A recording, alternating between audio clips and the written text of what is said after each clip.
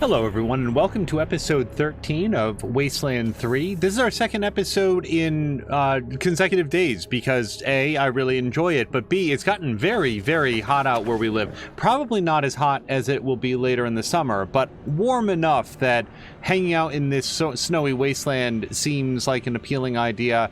Also, parenthetically, the way that our streaming setup is, we can do this and have the air conditioner on. The fact that it is on in the background does make me... Help me lift the Kodiak's engine? Something's up with the tranny. Gosh, did you just a little bit concerned that there might be some background sound, but if there is, then there is. Yeah, let me just double check, but I don't think that we need to spend any points, buy anything, or anything else. We are ready to hit the road, and where we're going to head to is the Zealot. It is now our lowest level mission. Valor Buchanan, the Patriarch's younger son, has allied himself with the Gippers in Denver. The Reagan fanatics have cut off the oil supply for Colorado Springs, and the Patriarch wants both his son and the oil back. Hello to Samalander, who says, I wish my room had better AC for the summertime. Also, how it goes? Well enough. It was a busy day back from work, but it goes, you know? Travel to the ruins of Denver and locate Valor Buchanan. Oh, that's right. I think we can actually, like, click directly on the truck, can't we? The Kodiak? Yes. Let's... Yeah, although we do have business in Colorado Springs, it's a higher level quest than this one, so we will head to the world map and find our way for the very first time over to Denver. Simlander, I hope you had a nice Tuesday and a nice day back to work.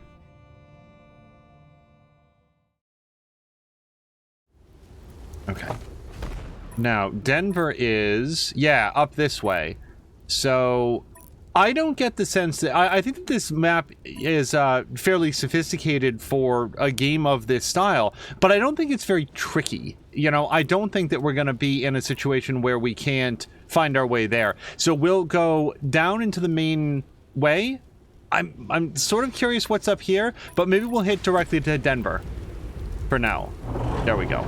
It always takes me a second to remember if it's hold down left or right click to get the vehicle moving. Oh, Samalander is saying that he had to come home early. I'm glad that everything is better now. I am going to come up here, though. I want to see what's up here. Giant... Okay, everyone. Who had giant frogs on their Wasteland 3 bingo card? You're ambushed by giant frogs. How the hell do you prepare for a thing like that? We will not try to flee. By the way, by brace yourself, it would be nice if maybe we had the opportunity to not immediately have the giant frogs get the first attack.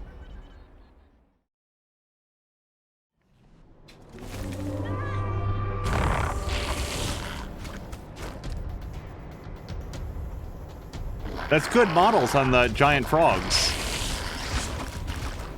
I am, right at the moment, trying to remember the last game that I fought that had giant frogs. Okay, at least a big bomb didn't come up and, like, obliterate half the squad.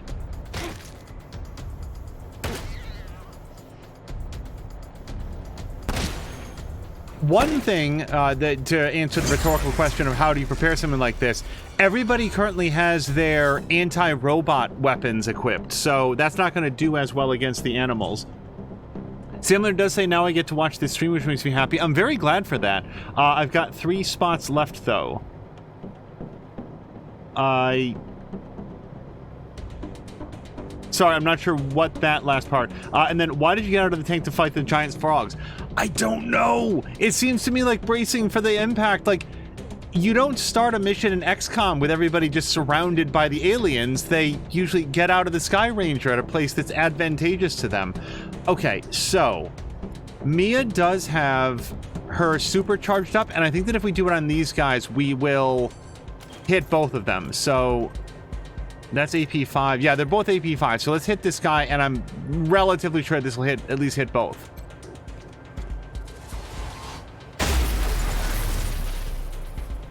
Okay, they are stunned. Good.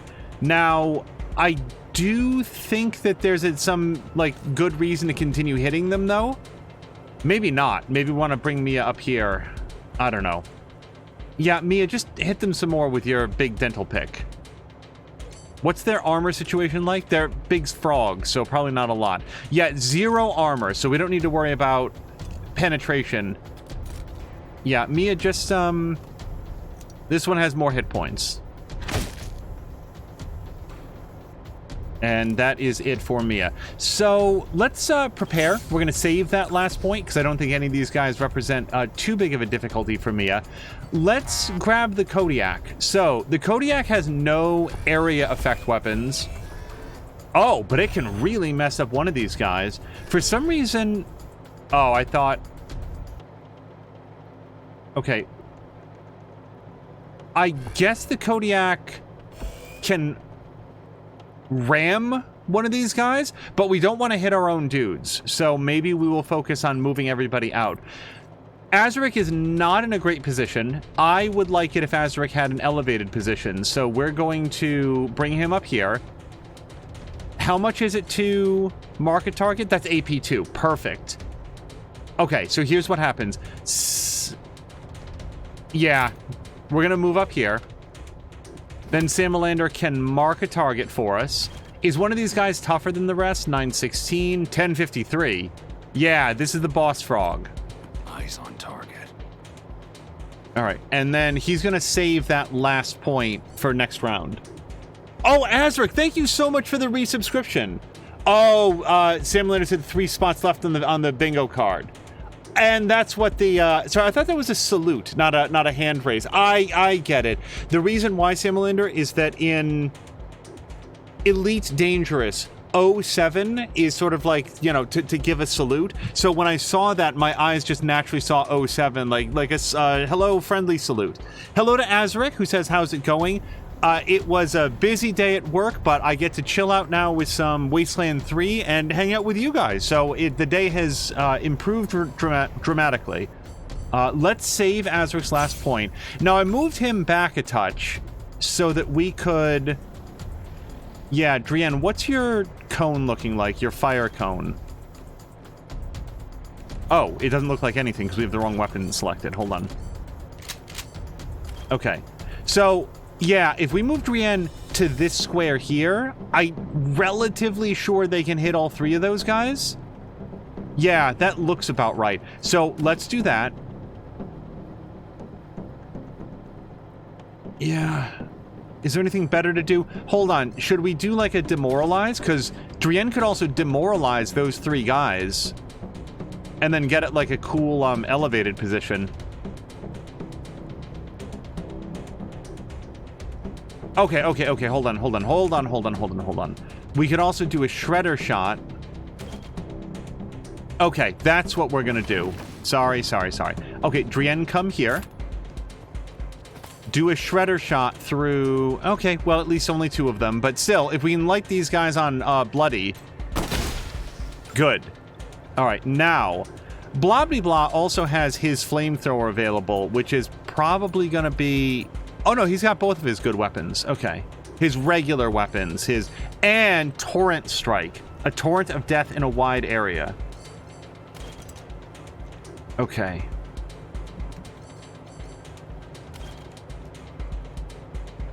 That is a very wide area. Okay. Blah. Let's move you... How many APs does it take? 4? Okay. Yeah. Hold on, and if we did it with the coming storm... Also, so this is 6 if we do it that way. And it would be like that. And if we move very much more forward, I don't think we're going to be able to hit these 3 guys. So... Boy, flamethrower? I like the flamethrower, though. I really want to do that one. Okay, so blah. You come right... Oh, we can't do it from there. Hold on. Go back to the flamethrower. Torrent of Death in a wide area is now AP4. So if we move there, we can do it. Okay, I'm pretty sure this is going to hit at least 3 of them, maybe even 4. 4. Hold on. No, it's not. It is wide enough. It is... No, it's not. It is not quite wide enough.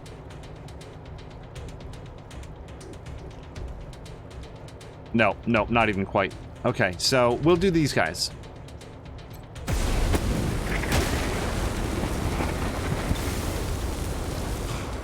And let's have him defend with his final point. He's got a lot of armor, which is why I'm more comfortable with blah, blah, blah being right up front. Azric says, I hope you're doing well if you had the same heat wave that hit my area. Azric, that is why we are playing this game today, because it has gotten very, very hot outside. Well, okay. It is not as hot as it's going to be in a month, for sure. But it is very warm outside, and due to the way that the streaming setup works, it is actually more comfortable to do it this way. Waste rifle. Yeah, we're gonna want to switch to waste rifle for sure, I think. All right. My only concern here is Lucia. We need to get Lucia up and out. Can Lucia still fire from here? She cannot. Nor from here. Okay, let's get Lucia up off the ground. I assume that with their tongues, they can attack elevated targets. I do also remember that the last time Blobbly Blah was asked to fire on an elevated target, he had a 5% chance to hit. So... Oh, really? She could do a snapshot. No, I'd rather, based on how close she is to the enemy, I'd rather have her defend. All right. Not yet, Kodiak. We're coming up to you. So let's have Marshal Quan come here, which is going to use a chunk of his action points, but not all. And then he's got some options here to... Yeah, damaged armor doesn't help. Negative 40%. Oh, hold on. Even with the negative 40% chance to hit, we've got a great shot on this. So what specifically does this do? Plus 70% critical chance. All right. Yeah, man. Shoot this guy. Oh, wait. It's actually higher out here. Okay. And that guy's marked. That's why it's easier. Okay, so this should hopefully be some critical hits. I will assume those were critical hits. And let's have him prepare, because I think I like his defensiveness. Now, if we ram this guy... Yeah, see how it's got, like, the ram symbol above Glowhopper there on the left? I think this straight up kills that Glowhopper, which is why I wasn't trying to do too many attacks to him. So... yeah. Okay, did that... Hold on, did that hit Trienne? Damn it. Okay, that was exceedingly stupid. Well, then let's, What kind of evasion does the Kodiak possibly get? We're gonna do a prepare.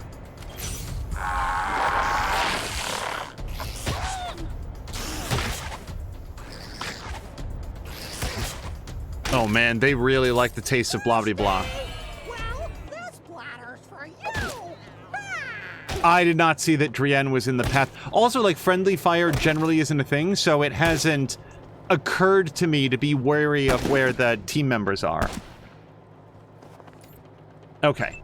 So, this guy's poisoned, and that guy is not. So, let's have Mia. Mia gets a special strike if she does 2 attacks with her dental pick.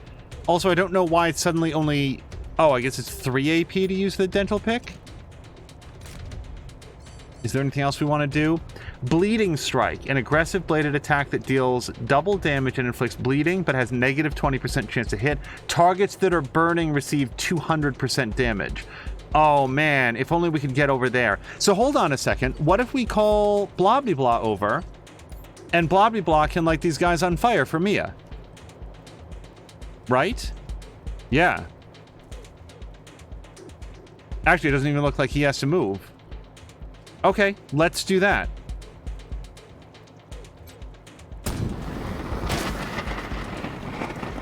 Cool. Now they're on fire. Now, Blah Blah Blah also can do that. Oh, he's out of ammo. So let's switch to the Coming Storm. And... he's got an 89% chance to hit this guy thanks to that mark. I'll tell you what. Well, I'll tell you what's going to affect what he does. It's going to be what Azric does. So, Azric...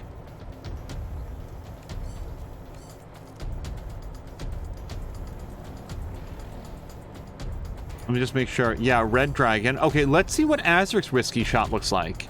95%. So Azric has a plus 70% critical chance on that, and that's over his normal 30%. So it's 100%, right? Damn close enough. Okay, so it turns out these guys pop into ooze. Hello to Kethric. Kethric, again, thank you so much for the resubscription yesterday. And I hope you had a nice Tuesday. Maybe today was a return to work, or maybe it was another day off, or at school or whatever, but I hope it went well. I'm going to save this last point for Azric. Okay, so Drienne...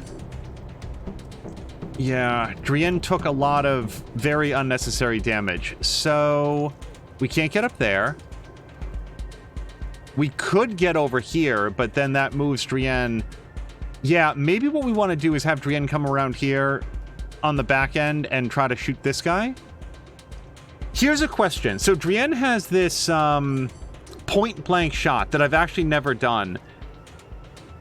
A single target at point-blank range. Does that include diagonals?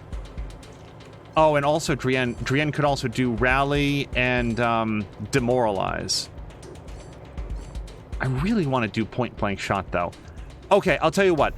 Let's learn right now. This is diagonal to this enemy. So I want to see if when Drienne comes up here, they have the ability to do a point-blank shot. They do. Okay, and what specifically is this? Double damage, basically. Or we do a regular attack that has a good chance to hit both of them. I want to do the point-blank shot, though. We've never done that.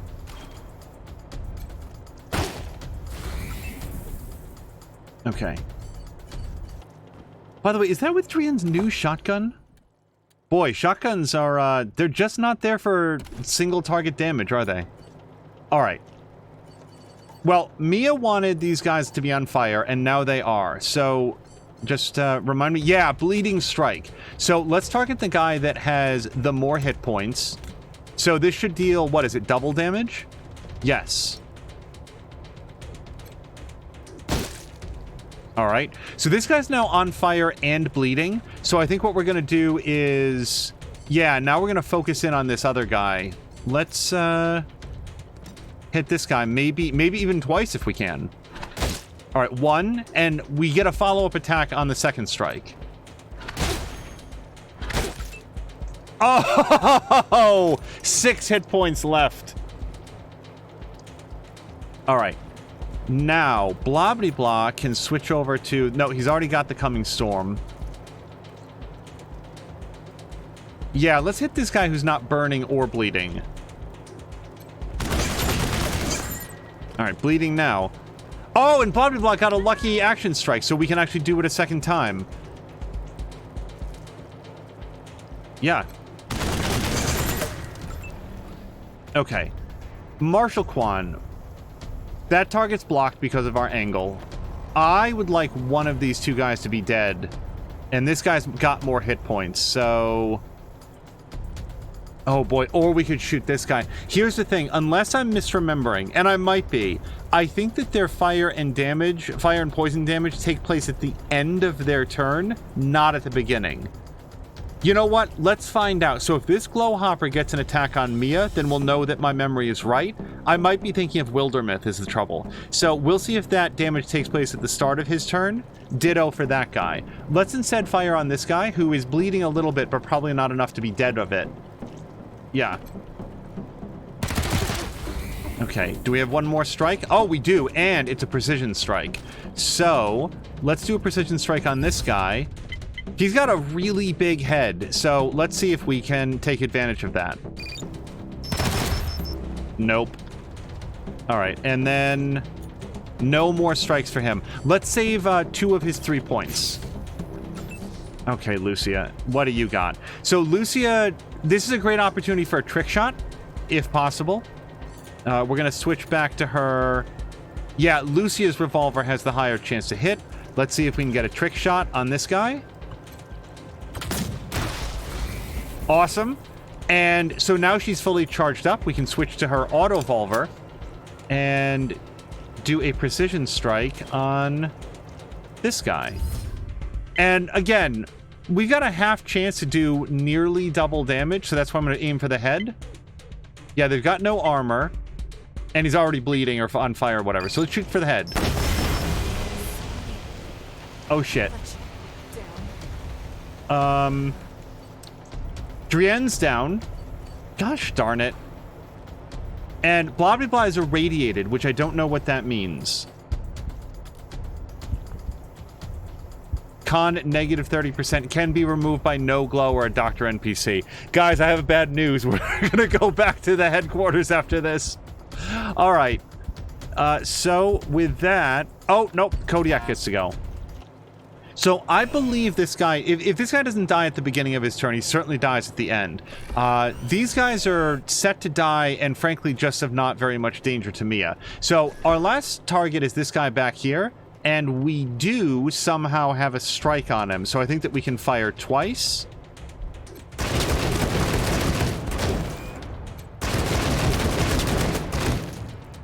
And we will save those last 2 points.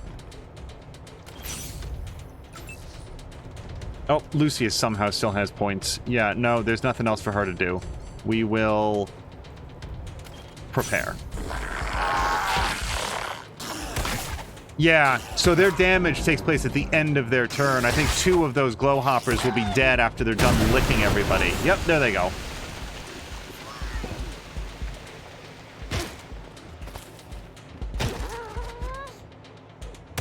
As Sam Letter says, everything is fine.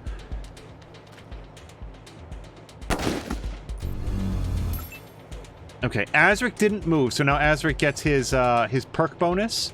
I always forget where to look for it. Yeah, hit chance plus 10%. The trouble is, he cannot hit anything from where he is, so... Yeah, all we can do is move. And we can't risky shot him. Womp, womp, womp. Yeah. So I'll tell you what, let's set Azric up with an ambush shot. I can't imagine that he's going to get to take it, but if we move him, he also can't shoot. So, Marshal Quan, come on up over here. 68% only, huh? Yeah, no, that's definitely not going to hit. So we'll do the regular attack. Yuck. So many misses. Okay. Let's have Kodiak take a shot.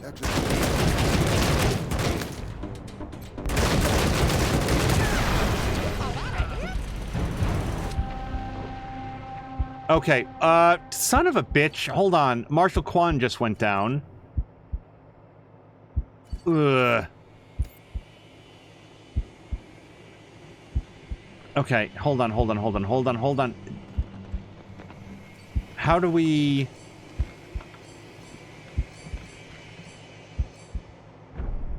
How do you get somebody back up? We've never had anybody die when they weren't in combat.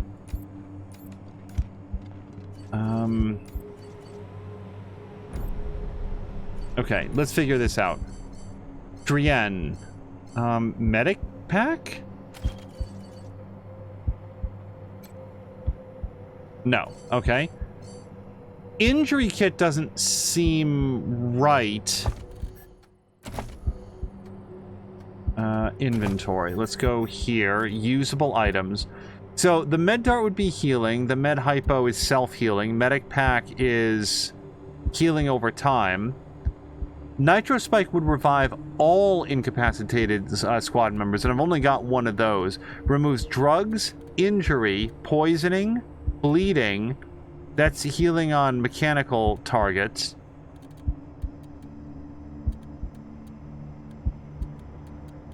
The other possibility, by the way, is we just leave. Like, we just leave and then Marshal Quan would potentially still be with us. Oh, boy. Okay, well, here's what I'm going to do, because... Oh, we can't actually save here.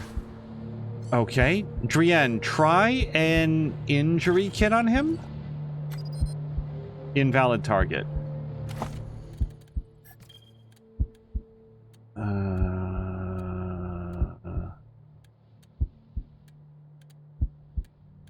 suture kit is just to remove bleeding. So, does anybody happen to know? Oh, hello to, Centrifugal Force. Force, yeah, I did see NVIDIA actually released a driver specifically for the RTX upgrade in Hitman, but we did not load it yet. I really try to avoid changing drivers or anything when we're in the middle of long playthroughs of games like Assassin's Creed Valhalla. I will probably update it soon, but really try to avoid that whenever possible. I think I might have to Google how do you bring somebody up, or maybe it doesn't matter and we should just... These stupid frogs didn't have any gold, so we don't get to... Hold on.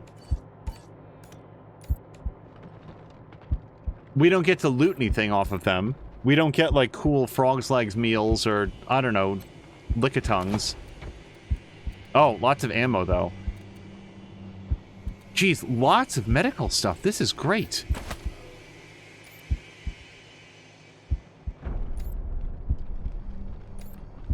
Yeah, because it's weird that it shows the timer over his head. Oh, wait, we can loot. I take it back. Toad eye. Toad skin. Black sludge. Don't ask me what part of the body that came out of. And a frozen heart, which is listed as a crafting component.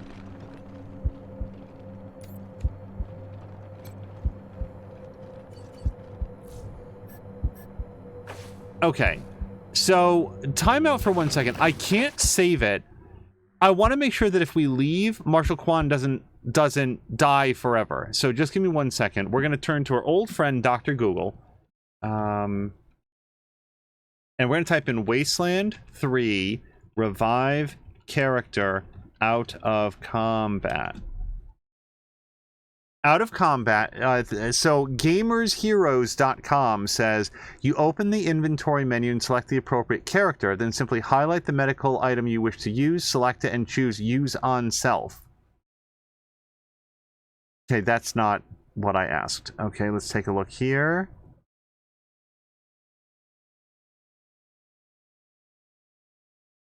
There's something here on Reddit.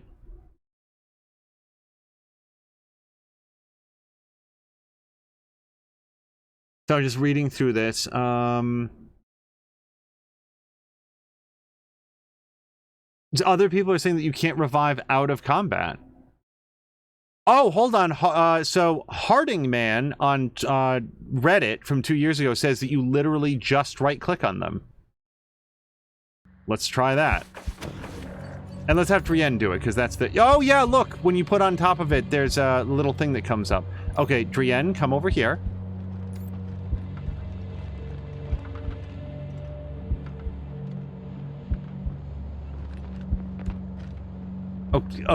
Okay. Right click. Okay, could everybody stop acting like an idiot? Everybody come down. Oh my god, they all use the ladder one at a time. Hello to Caroluna! Wait, was Caroluna in here earlier? Caroluna has a distinct sign-on. Okay, it was I was just trying to remember who was here. Caroluna said not today. Okay, so Caroluna, you've joined at an interesting time. Allegedly, you can get a character up by right-clicking on them, and that is underscored by the fact that, like, there's a little red cross symbol here, right? So, maybe it's left-click? Bum, bum, bum, bum. There we go. So, Reddit was slightly incorrect. It is a left-click, but that does get Marshal Kwan back up on his feet. Okay. And now we all have to go back to town because we got really brutalized by a team of giant frogs. So, Caroluna, what are your thoughts so far on Captain of Industry? I got a chance to see some of it. I did not realize that it was going to be an early access release. Otherwise, like what I want to do now is wait for the full release. But I'm very curious what you were thinking of it. It was very interesting to me that the different, when I say objects, I mean, like, sometimes they appear to be fields of grain or like shipping crates and stuff, that they didn't appear to need to be connected by a road. Like, the trucks that would come along would just sort of connect them, and it looked like over time, and this is a system that I really love, the trucks would eventually form pathways on what they were driving. Did I see that correctly? Because that is cool. I really like it when the pathways in a game like that are formed naturally. Carolina says the trucks find their own way between objects. And I guess that's like, what would the game gain if it did make you put down roads? Like, this is the conversation that I have with myself. One, it's surprising that you don't have to lay down infrastructure like travel ways between the different things, because that's such a staple in the series, in the genre rather. And then it occurs to me, well, wait a second, if you did have to lay down roads, would that make for a better game? A more traditional one for sure, but does it lose anything by not having that? And what do you need, no, Rangers? probably not. I would like to be patched up. Have a seat. Also, can we have an informal agreement that If it ain't cut, it would be great if the Anno games, like Anno 1800, allowed you to do curved roads? Because the fact that the roads only connect in Anno games on like right angles just really limits some of the cool visual stuff that you could do in a game like City Skylines, for example. And I know that Anno isn't trying to be City Skylines, but it does really like to be like a cool look at my awesome city that I designed. And it just feels a little bit weird when you have like railroad tracks that connect at several right angles to get around, to get between spaces and stuff. Anyway, let's F5 it. So Carolyn is saying, possibly for those people that want to decide exactly where the trucks go. Oh, for like to being able to define that. And the pathways are visible, but like it looked like they were wearing tracks in the grass, yeah? Or is that not correct? Because it seemed like when you first started, everything was green, and then over time there started to be like tracks of brown dirt that I thought was the trucks like wearing the grass clean as they went. We are now going to go back to the world map. Carolina said exactly. Yeah, that is cool. Like, I really like it when games do stuff like that, because it makes the world feel lived in, as, like, it shows the signs of your passing. Hey, gang. Time for another episode of Rocky Mountain Monsters. We're in a part of the mountains where there have been sightings of a huge, hairy giant lurking in the woods. The locals say it's a mutant cannibal hobo called Melvin. I say it's Bigfoot. Stay tuned. Wait, fucking what? Okay. Wow. Apparently now that we've cleared out the giant frogs, the road is blocked ahead. As you start to reverse, armed figures cut off the path behind you. It's the Dorseys. Scare these idiots into blinking, then attack. You get on the loudspeaker. We got a tactical nuke in here, motherfuckers. Start shooting and we all go. It only makes them hesitate for a second, but a second was all you needed.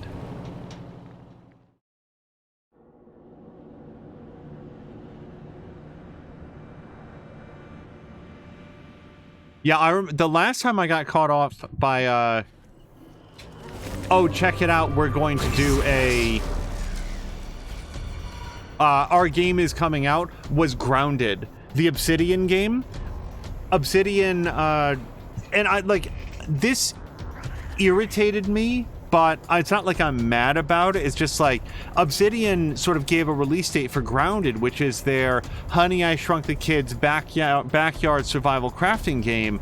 It's a genre that I like from a developer that I really love. So then when like, oh, the game's coming out, I was so excited, and then it turned out to be in early access. And also, that was like 2 years ago. And like, I know that the game takes a while to develop, but it's like, not only was it not ready, like, not only was it not released, but it hasn't been released in 2 years. So it's still got a long ways to go. Let's get set up. So we've got, yeah, so we're surrounded, but we've got, yeah, this guy's gonna be a problem. If I was to do anything with Kodiak, it would probably be try to mess that guy up real good. Yeah, let's mess that guy up real good. All right. And that takes Kodiak's turn, or no, actually we still get to shoot some more. Good. And I think somebody just leveled up. I think Lucia just leveled up. Okay, Lucia. I feel... Yeah, so Lucia can move here and still have a shot on this person. So let's do that. That was a good shot. All right, Lucia, you... Let's defend at first, I think. Okay. We want Mia, as always, to draw as much fire as possible. I'm not sure where we want her to stand when she does that. Now, Azaric could... Yeah, if Azaric doesn't move, he gets a good shot. The trouble is, if he doesn't move, everybody else gets a good shot as well. So... Yeah, I think discretion is the better part of valor here. We're going to have to pull Azaric back. And we will actually save his last 2 points. Yeah, because he's got high cover, so he's good to prepare. Okay. Drienne has their special charged up, but we know from experience now that... Yeah, I don't know about that. Drienne is good at many things, but none of them are, like, doing damage.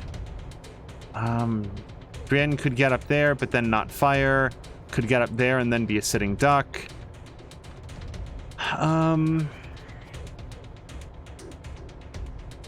Okay, let's have Drienne take some...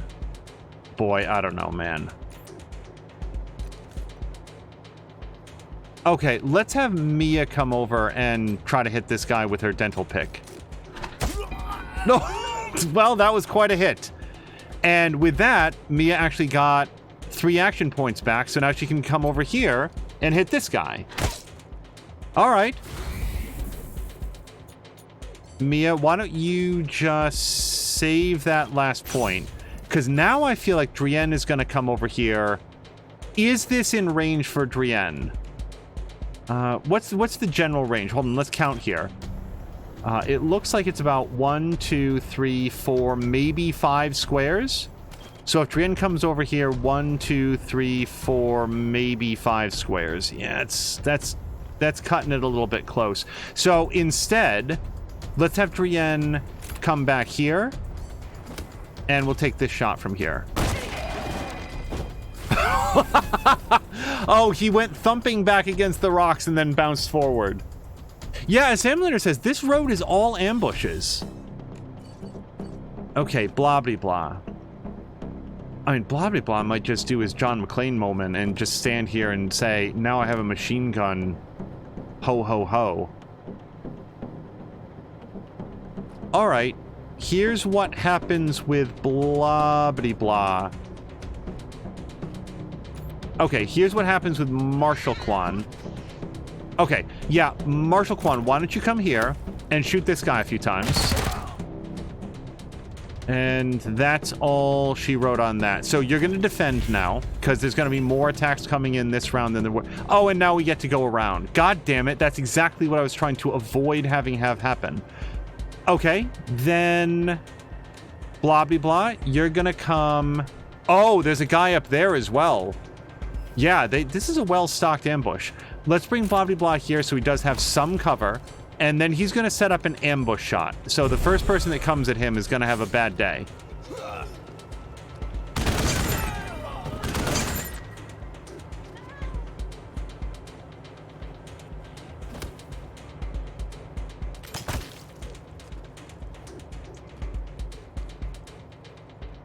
Sometimes the camera doesn't, like, focus on the thing that's happening. I saw that Force said something. Just give me 1 second here to see how this all works out.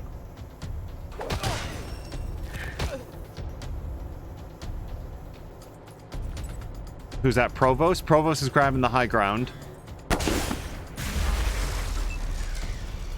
Okay. Force was saying, speaking of roads, I walked 8.5 kilometers today, and I saw some guy walking his horse in the park downtown.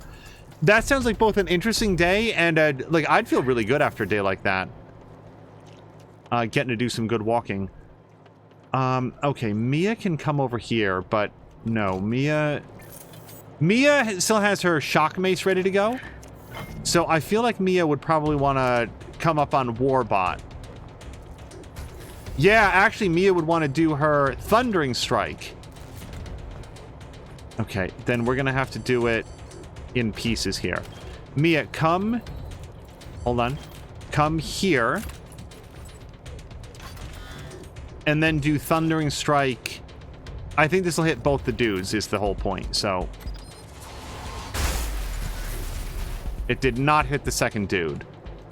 Alright, we will defend to the extent that that makes a difference. Okay, now Azric is all set up. And is... Oh, that's Hardened Skeleton. Right. I always look at that and think that he's poisoned. Azric has a really good shot on this guy. Yeah, and this guy's actually stunned. So let's take this shot here. Hey, Mia, just don't step backwards for 1 second. Okay, you're good now. And then he can prepare for his last 2 points. Okay. Drienne works best when they're in the middle of everything, so... Yeah, let's have Drienne come here. And we could toss out a Demoralize, I think? Or a Rally. Would Mia get to go again? No, Mia's on 0 action points. Okay, I think... Yeah, I think that we can kill Dorsey Ambusher and then also do some extra damage to Warbot as well. So let's do this. Cool. All right, and because there's like an enemy back here that could come around the corner, we're going to have Drienne do a defend. Okay. Blah, blah, blah has a really good shot at ending Warbot, but I think that Lucia might be able to do it as well, and Lucia has shorter range. Also, Kodiak is on deck. Let's see if we can kill this guy. Good. And I think that we'd like Kodiak to move up. Now, the only question is, can I do this without hurting my own squad mates? I feel like this is a safe move to make. Good. All right, so now I feel better about... No, not Azric. Lucia can now move up with a... You know, and still have some cover. And let's see if we can shoot Warbot to death. Good. And... Yeah, why don't we have you save your last 2 points? And that brings us back to blah, blah, blah, who is somewhere. There he is. All right. So, blah, blah, blah has a relatively good shot on that guy. Like, maybe even shoot him to death good. I do also like the idea of setting up an ambush shot because of that guy back there. And if he tries to move anywhere, blah, blah, blah will get a good shot on that guy as well. But, no, this feels like a more guaranteed hit. Good. And... Oh, well, if we switch to Scourer, we can still set up an ambush shot, so let's do that. And last but not least is Marshal Quan. Marshal Quan gets a free attack if we move him far enough, so I feel like this is far enough. And also brings him into a good position for cover. So, if we try to shoot this guy, 84%, that guy, 83%. I like giving this guy a little bit of a spook, so we're going to do that. And we get one more shot like that, I think, so... Well, the only other thing, if we could actually blind, and Marshal Quan was getting some good blinds off in the previous thing, even though, like, they were robots, so let's see if we can maybe blind this guy. Oh, it worked!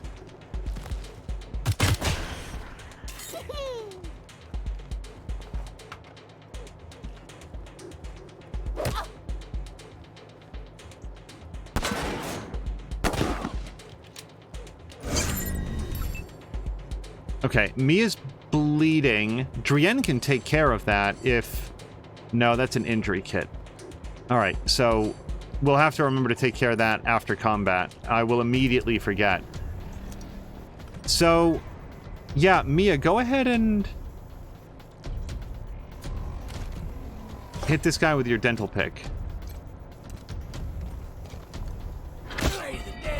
Okay, does that give enough action points? No, we can't get to that person. Okay, well, let's have Mia. I don't know if Mia would be protected there. Let's have Mia come here. So just in case that guy is somehow still kicking at the end of this round.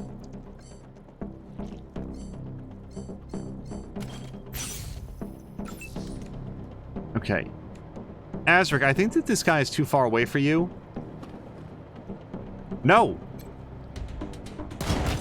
Wow, okay. It's a good shot.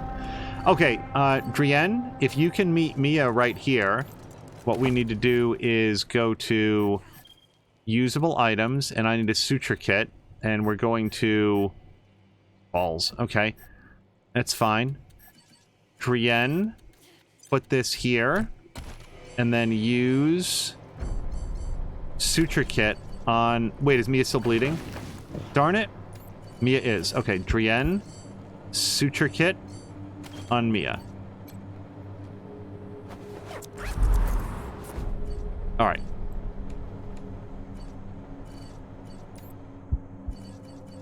Okay. Let's level up Lucia while I'm thinking about it. And yeah, attributes and skills is what we have. Oh, no, she didn't level up. I thought she did.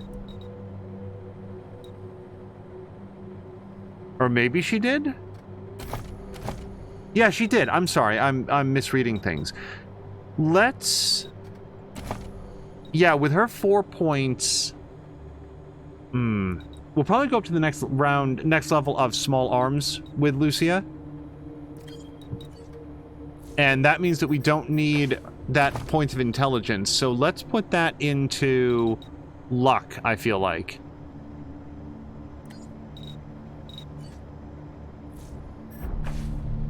Okay, and I don't think anybody else leveled up in a way that we need to do anything about it.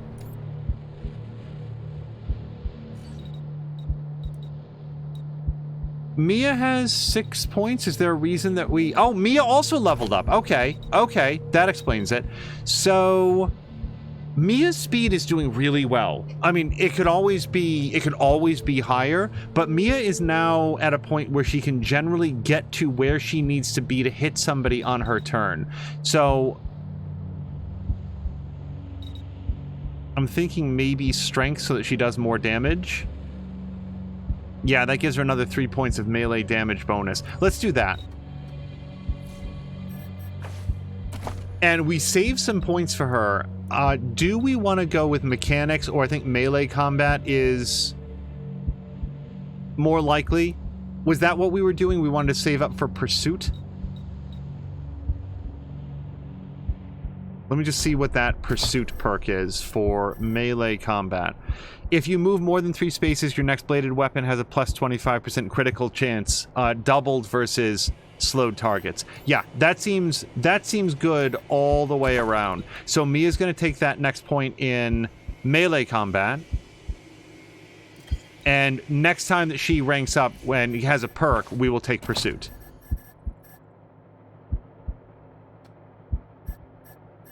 Did everybody get vehicular combat? Yeah, plus 5% bonus damage to vehicles. Everybody got that one for free. Good. Okay, Azaric is... I think saving up for more lockpicking. I think that's what we're doing with Azaric. And then attributes and perks are all set. And then Marshal Quan is... I think there was just nothing that we super needed. So we were waiting to see, and then hopefully going to get that last point in automatic weapons, because that's going to unlock Trigger Happy for him. Okay, let's do some looting, and of course Mia will be our designee for that. Force, I hope things have evened out and been better at the lab, and congratulations again on your promotion. I'm glad that they recognized the work that you had done, and Sorry, I was just looking at what we got. I'm glad they recognize the work that you've done and realize, okay, this is somebody that we want to keep around. They're an asset to the team. We recognize that. We don't want any recent issues to... Okay, yeah, there's always a large container.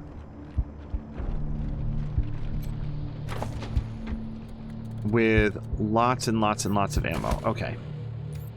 And that is that. Now, just in case we get popped on the road again, because we're certainly not going back, let's do a medic pack on Mia.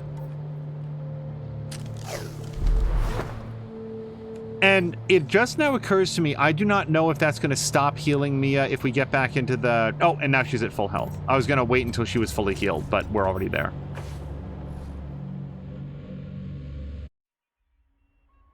Boy, taking a horse for a walk is an interesting idea, because I kind of feel like horses would want to run.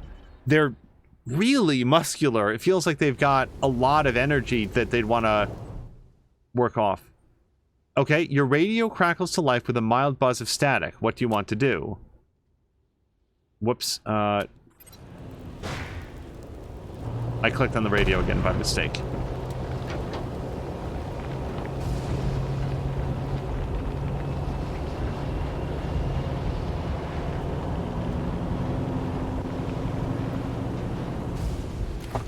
Checking the map here. So there's the Hoon Homestead. Yeah, I guess now we'll work our way up there. There's a... Do we think we want anything? Let's check. I mean, there doesn't seem to be any cost to check this out. Lugnuts, the Arapaho trucker you met before, is doing some trading by the side of the road. He looks up as you stop. Now, it's the Desert Rangers again. You all been making a name for yourselves since the last time we met. Looking to trade?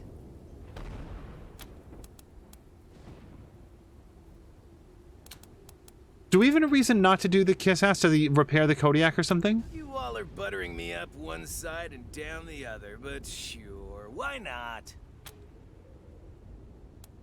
Just some odds and ends I've taken in trade. Might be useful. Okay, Savage Legs don't seem better for anybody. They do require 5 strength, so now I think that the only other person that can put those on would be blah blah blah, and they're not better for him.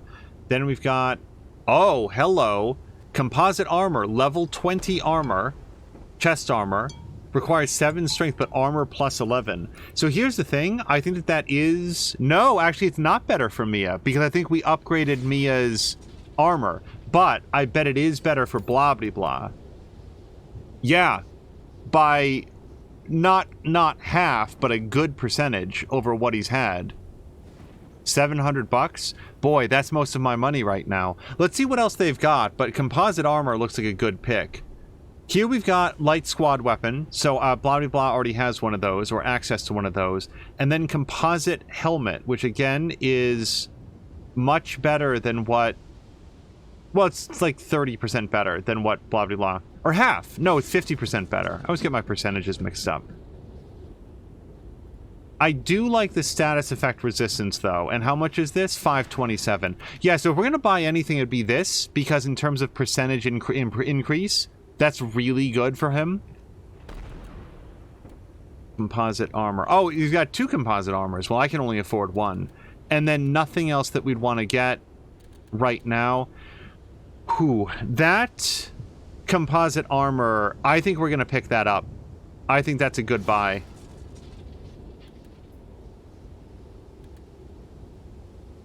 Yeah. Okay.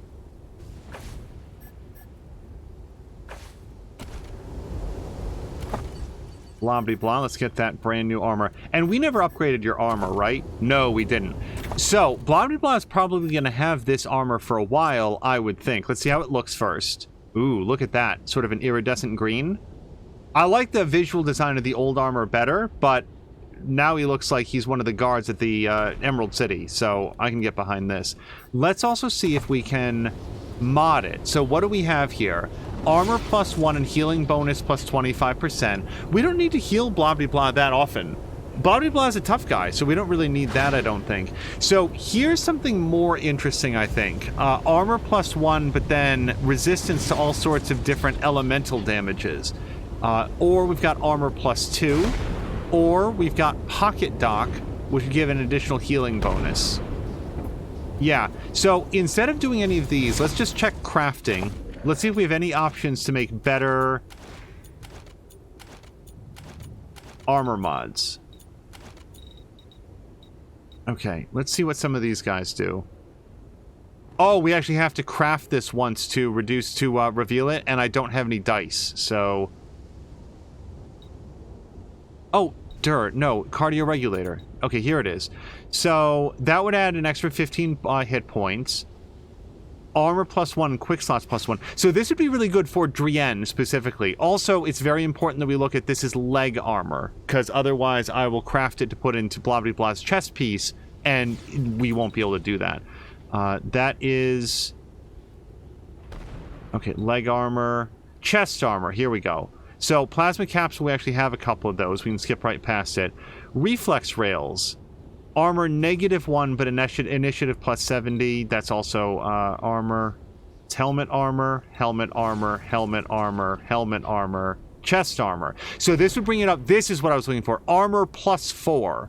That is better than the trauma plate, or the aramid pads that we had. And then this is more leg armor. Okay, let's craft one of these. And we'll throw that onto Blobby Blah's brand new armor. He'll be armored up for days. Modify. Okay.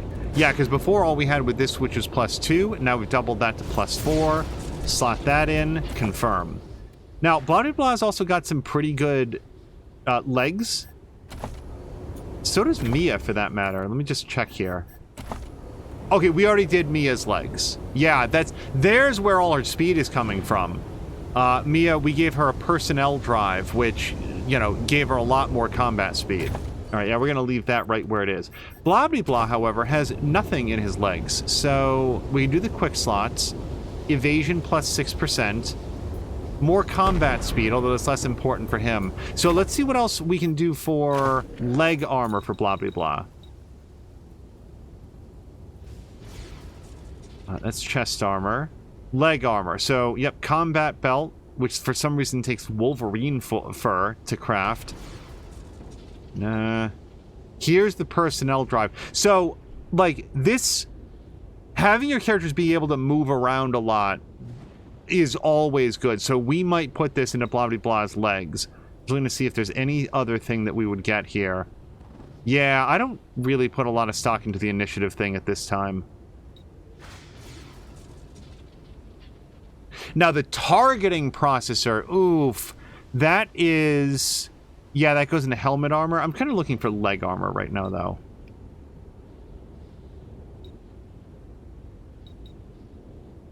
Evasion +6 and armor +1. What was the other thing that I liked?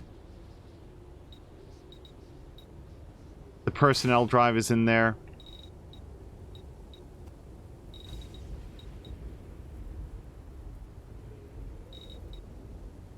Oh, I can't do this anyway. Sorry, I'm reading this as though I could craft it, but I don't have any Hydra skin panels. So, yeah, let's go for the personnel drive. More armor and more mobility is great, especially if you have somebody with a flamethrower. So, let's craft that. And then we'll come in here, and we'll modify the armor for Blobby Blah, and done. Oh, Patikan, thank you so much for the raid. Patikan, a question that I didn't get a chance to ask earlier. The game that you've been playing, I suspect is just called Fe, right? Like F-E. The only reason that I would ask is that that's also the atomic symbol for iron. So I'm just wondering if the developer wanted to be super cute about it and expects everybody to call the game Iron. But Fe, is that how you would say it? Did you still have a good time with it today?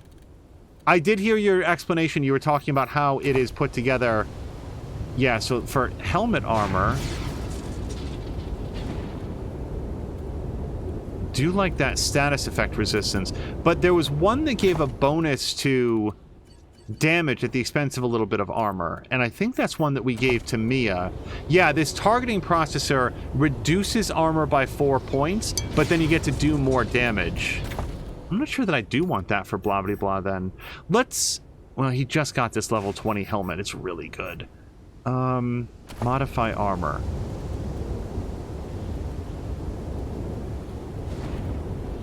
Let's just see what kind of headpiece we can put in for blah blah blah.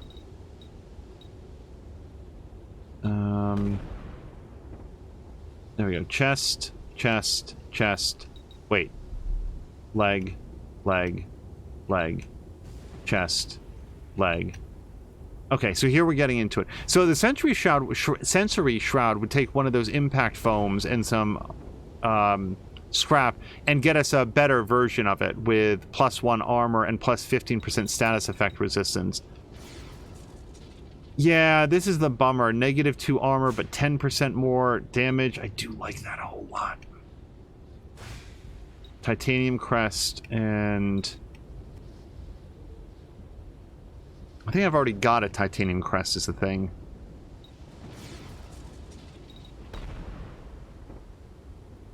I like this sensory shroud. Let me just make sure that I don't already have one. No. Okay, so let's craft sensory shroud.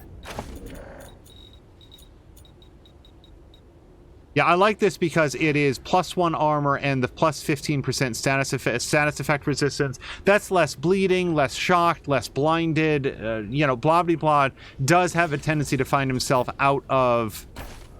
Oops. Out of cover. So I like the fact of him getting a little bit more defense. Modify and... Done. Okay. A little bit of an impromptu upgrade blah blah blah session. Patikin says it's actually pronounced Faye. Or Faye, not sure how to pronounce it, something like that. I didn't get all the crystals to get the last ability after finishing the story, sadly. Wasted so much time trying to find one, it turns out the number on the map was bugged out. Oh, that's frustrating. Reloaded my save and it maxed out the numbers then. We'll get the rest off screen. Well, or off stream, rather. I'm glad that you did... I'm glad that you found out that it was a bug.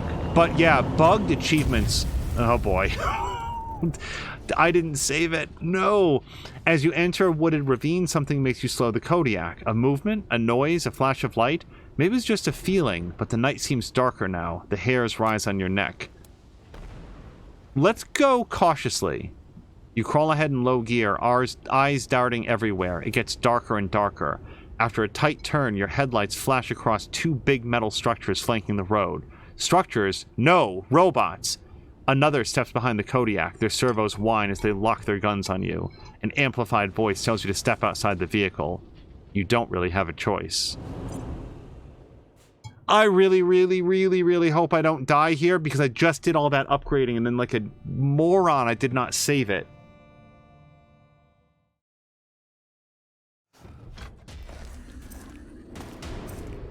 All right, light 'em up. Wow. And I thought Colorado trash was sad. You made a bad deal, Rangers. My father's using you for cannon fodder. Go back to Arizona before you take a bullet for him. The graves are cold up here. And on your way home, tell him to hire a better class of spy. Okay.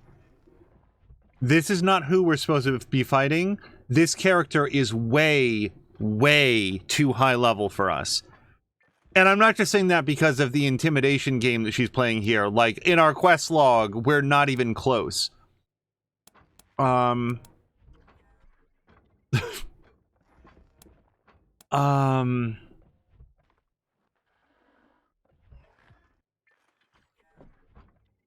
Will deliver the message.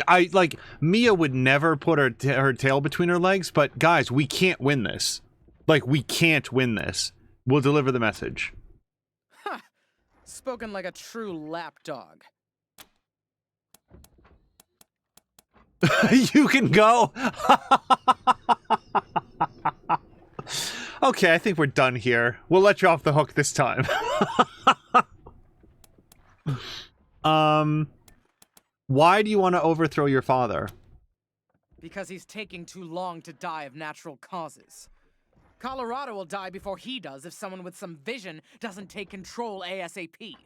And that's not either of my brothers.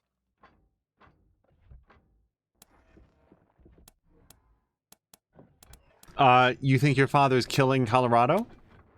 Are you blind? He's letting a crazy cowboy cult control our oil production. Our main trading hub is run by a bunch of idiots in monster masks. All that should have been state-run ages ago. Why am I arguing policy with a bunch of gun jockeys? The point is, my father has Colorado in the palm of his hand, and he's afraid to close his fist. I am not. And you don't think your brothers are fit to rule? Ha! I can see you haven't met him. Vic's a depraved child, and Val's a brain without a spine. I wouldn't trust either one to run a mess tent, let alone a country. To think of all the years my father wasted grooming them for glory when I was right there. God. What else should we know about Victory? Shoot him before he talks. Your sanity'll thank you, and you'll be doing Colorado a favor. Not that it'll be easy getting to him. He's got his followers hooked on some kind of hypno-happy gas. They'll do anything for him, including die. And Valor? The sooner he dies, the better for Colorado. He's the perfect puppet for some usurper like the Gippers to put on my father's throne and claim he's the legitimate heir. Of course, killing him would piss Daddy off, and you ass-kissers wouldn't want that. Might be the only way to get him out of Denver, though. Those Gippers got their hooks in him deep.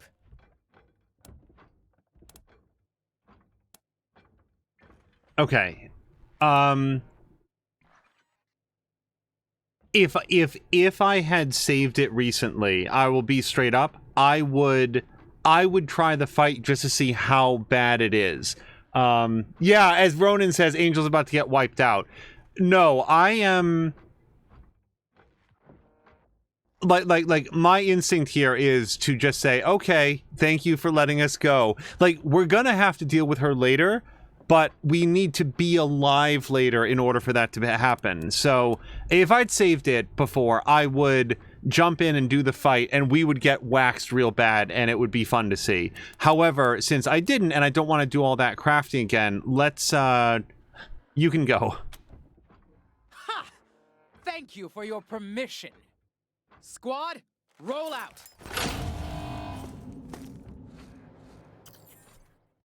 Boy, some games really encourage you to explore and see what you can find off the beaten path. Wasteland 3 is not one of them, and I'm not saying that as a negative against the game. It's every time I've tried to do something off script, it has... Hold on, it's not going to shut up. Hello to Ronan, by the way.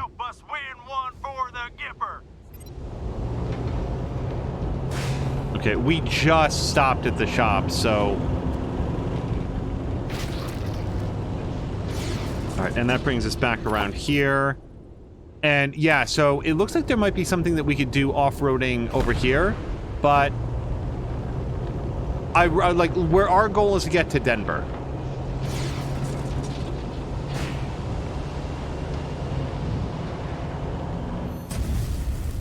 So many ambushes. The mournful howls of drools come from all around you. You're surrounded. We will use our medical knowledge. I don't know how it's medical. To gain a momentary advantage over the drools. Knowing that drools are skinless, you uncap a bottle of rubbing alcohol and shower them with it. They screech in pain and draw back. Time to attack. Jesus, Drienne.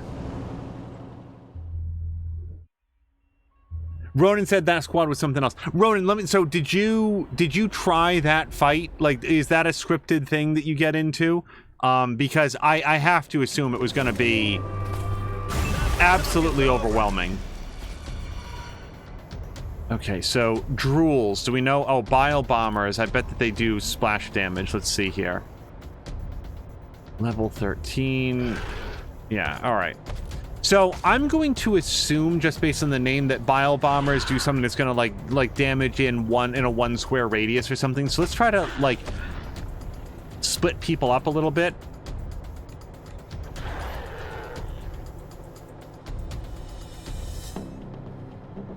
Yeah, let's get Drienne rather into some good cover, and we're gonna set up an ambush shot with them.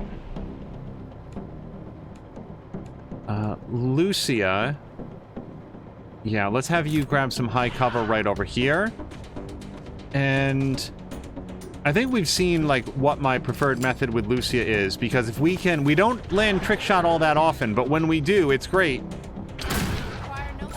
Hold on, guys. I'm pretty sure that when she fired trick shot, the bullet landed directly right in front of her. Jesus Christ.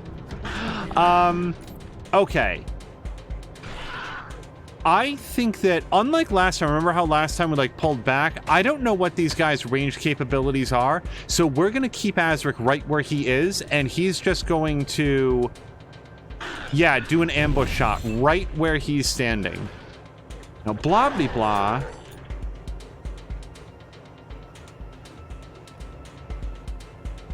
Yeah, I think blah, blah, blah might come up here. What's the, turnaround on the Scourer? Yeah, good enough. Whoops. Okay, blah, blah, blah. Come to about here. I think that's close enough. And then we're gonna light those guys up.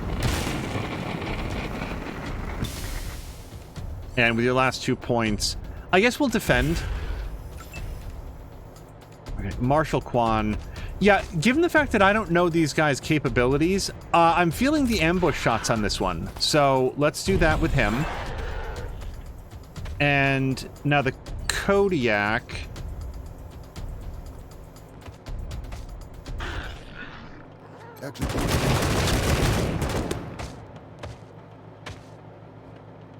Yeah, Kodiak doesn't get access to any ambush Overwatch shots. Ronan did it and got the ending that comes with it. It was a bug that I was able to do it at the time, I think. I hacked her warbots. Well, I have no hacking ability, so that is great for you. I love the way that the game can allow you to do like different, like the choices that you make for your characters are gonna not only unlock different doors, but entirely different methods of interacting with enemies and stuff. That's cool. Yeah, so these guys are burning. So let's have Mia do double damage against this guy with her bleeding strike. Oh, well, God, that's a really good hit. Can you do that one more time? Come on. Oh, did she? I think she took the swing and missed. It just wasn't super well punctuated. All right. And yeah, let's do a defend with Mia as well. And now we'll see what we've gotten ourselves into. Oh, there's son of a bitch. So these guys also explode into poison. That's really bad for our melee heroes.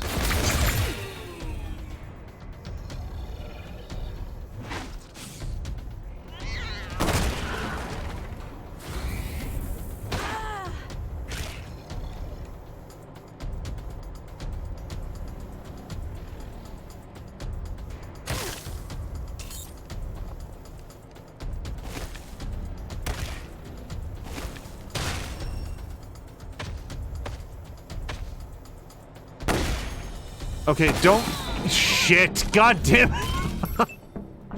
I was bookmarking in my brain, move Lucia away from that guy before killing him because it's gonna pop and kill her, but Provost was not able to read my mind.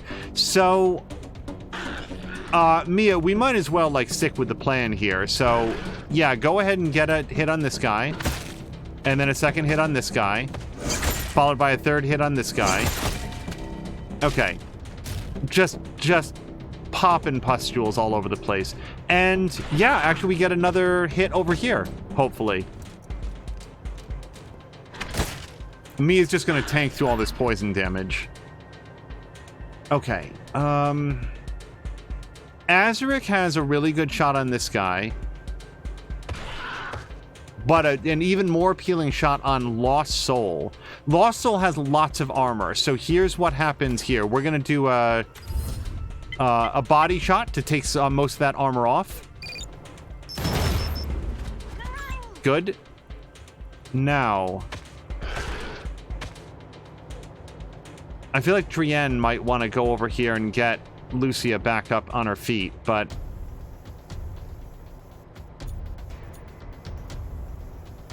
yeah, if we move Drienne here, we can set them up. I don't want Drienne to be too far away from everybody else, though. We can kill these guys in 4 rounds. I'm not worried about Lucia bleeding out or whatever. Okay.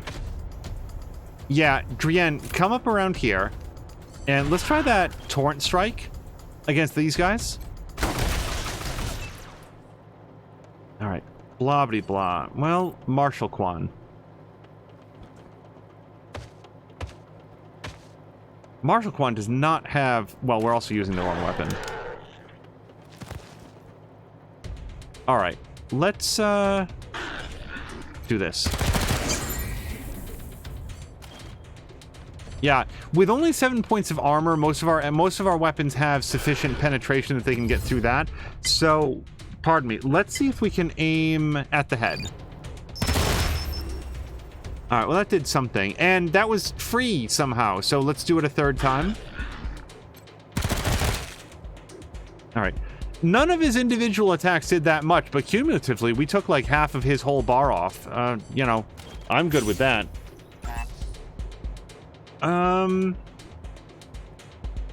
Yeah, the trouble with Kodiak is that I don't feel we can move with Provost there, so let's... Oh, we've got a 95% chance to shatter this guy now that we took out his armor? Yes, please.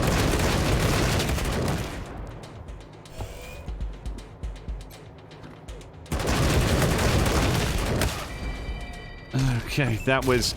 Boy, they really pop in a big radius. Okay, blah, blah, blah. No, hold on. Go back to your machine gun. Blah, blah, blah has a relatively good chance, actually, about hitting that guy. And then we've also got suppressing fire.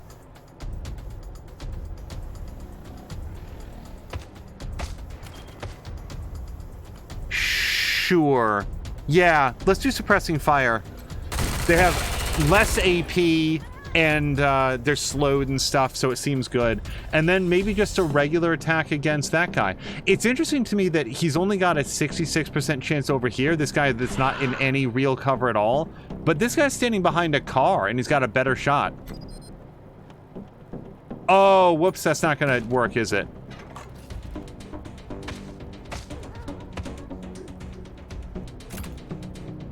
Oh, look at that. We just barely got close enough.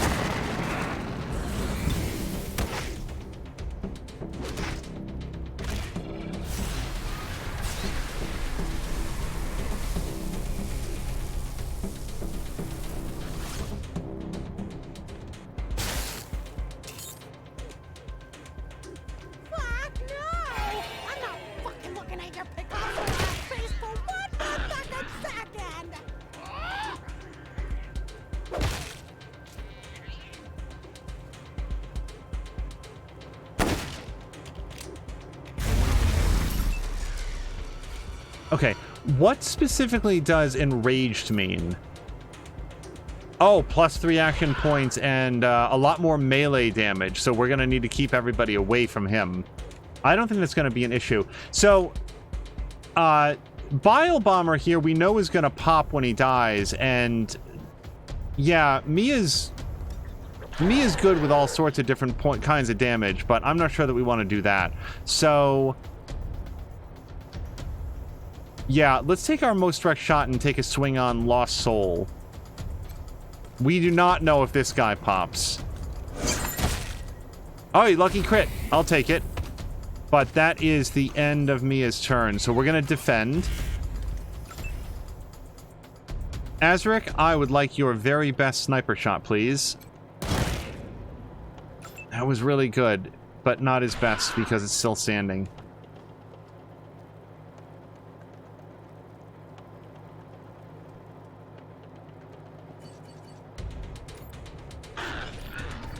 Yeah, so much poison. And I don't think that Drienne can, like, pop pills in other people's mouths. So, yeah, let's bring Drienne up here. And for what it's worth, we'll take this shot.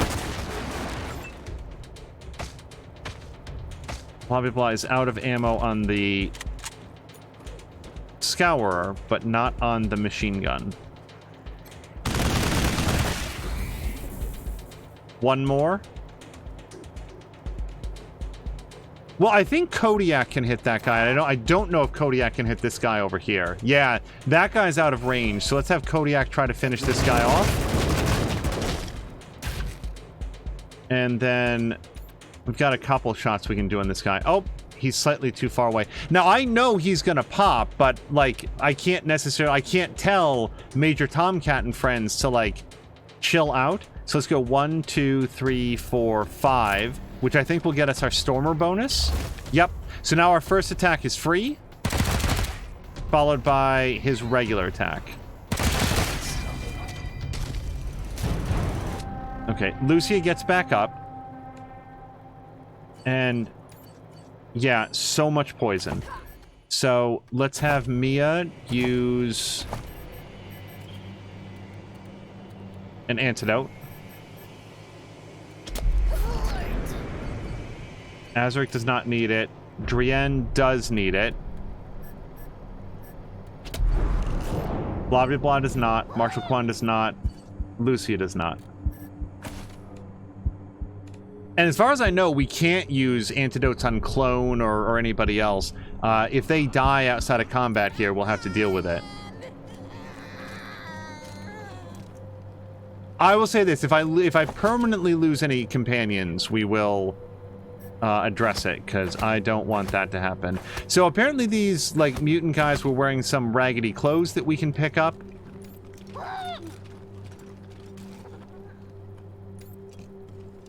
It would be very disappointing to me if we lost party members between combat encounters because we don't have the ability. Yeah, Ronan says, oh look, Lucia is down again. Okay, and yes. And before anybody wonders, no, we are not going back to Ranger HQ to get free healthcare for Lucia. We'll either find it where we're going, or we will... Wait, where's Polly?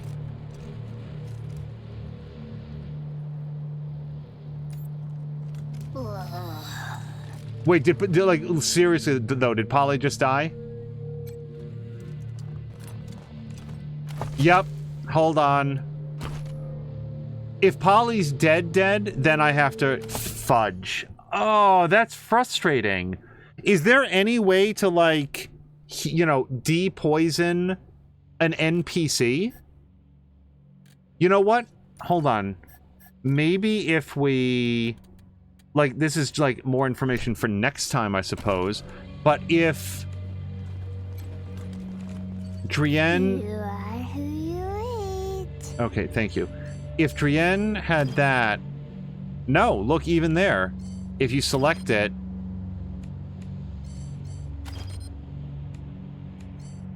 What's it doing? No targets in range. Oh, okay, so we don't actually know.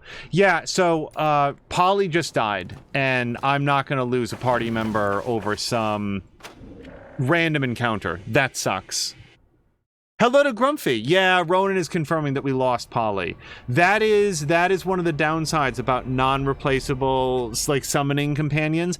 I can't tell Polly and friends to back off of the guys that explode when they die, and then when they die, and the NPC, like, companion characters get... Okay, we're surrounded. Medical knowledge, yes. I can't tell them to back off, and therefore if they take critical damage and are then just, like, poisoned out between combat encounters, it's just like, boy, what do you do? Grumpy got all the parts for the new PC, and I'm missing a $5 retrofit kit because cooler manufacturers still don't include the screws for the latest sockets. That is really frustrating. So everything's back in boxes waiting for 4 screws that they charge for, of course. Any ETA and when those are coming in?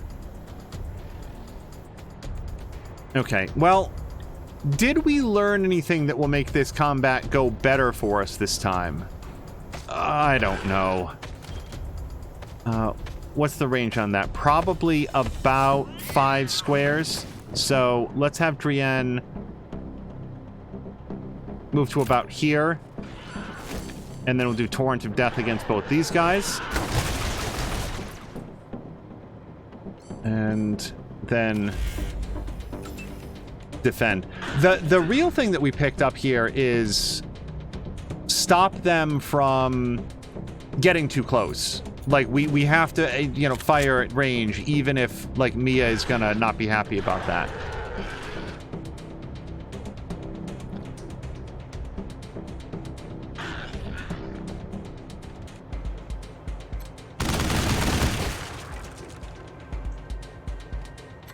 Oh, not enough AP. Well, let's, save 2 points then. Marshal Quan. Yeah, we might do a bunch of ambush shots again here. Lucia, ambush shot. Kodiak doesn't get the luxury of an ambush shot, but...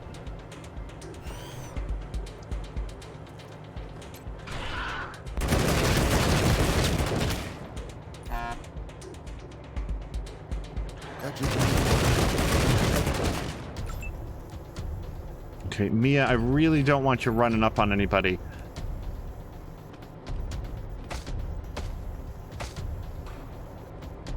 Boy, so much damage wasted going after this guy. Wouldn't we rather shoot this guy back here? Probably not. Okay. Anything to stop... Like, if Azric got a critical hit on one of these guys, it'd be awesome. But I do feel like it's better to put that guy out of his misery so that he doesn't blow up on us. And now, Mia. So here's the trouble with having somebody that's melee-centric. Mia is... Well, I guess, here's the thing. Mia wasn't the one that died last time. It was the NPCs. So we are going to close in on them. Carolyn is saying, Ronan is saying, dang, I know Noctua and such will send it out for free. Some of them have great customer service. Carolyn says Noctua is the only brand I even consider there. Grumpy's saying, nope, because I have to order directly from Corsair, so it will ship when it ships. With my luck, some sort of UPS mail innovation monstrosity. And then Ronan saying, it's nice that you buy a cooler and it'll probably be good for another 10 years. And, oh, Carolyn is anti-water coolers. I have to say that I've never, like, installed a water cooler in a system. I have worked on systems where the water cooler ruptured.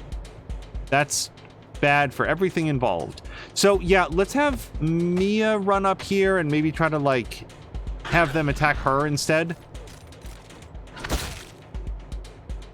And, yeah, we're gonna have her... Oh! No, actually, we can take another swing, which then gives her a third swing. Yes, yes. Swing at Mia.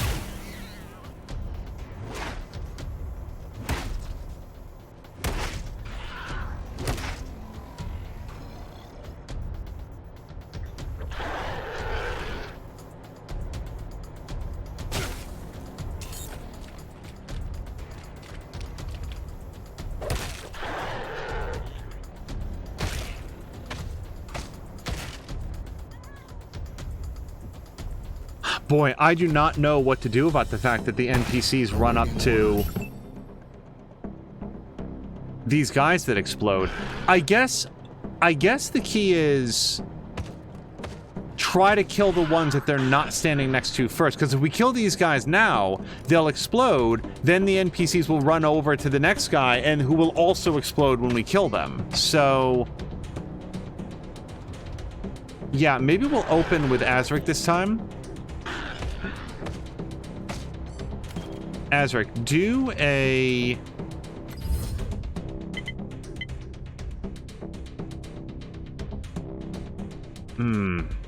I like inflicting bleeding.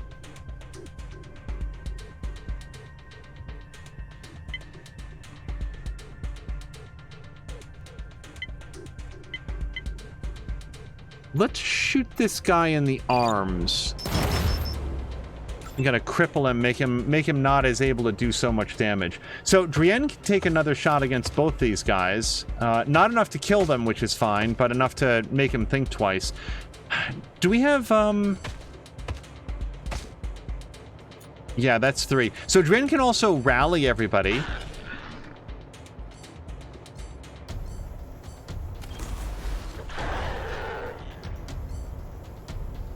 And the other thing that Dren can do, reducing their hit chance by 20% and critical chance by negative 25%. These guys don't really clump together in a way that makes that work. So, yeah, let's do a shredder shot on these guys. Now they're both bleeding, which is good. So, blah, blah, blah. I really want this guy dead. Yeah, this guy back here, or maybe this guy here. But Lost Soul is sort of messed up right now. Can't really move, can't hit as hard. So I want this guy dead before he gets in range of all of our other friends. So we're going to focus on this.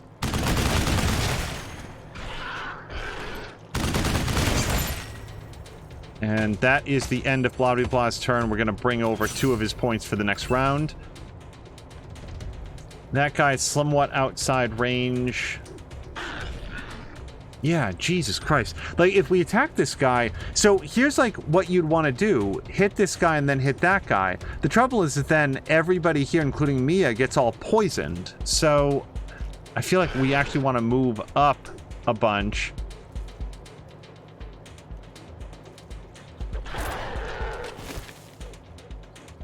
One more.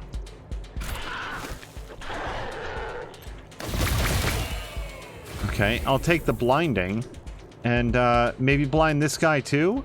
And yes, I do see that he has this. Okay, the ability to blind with that rifle, even if it doesn't do as much damage, is really good.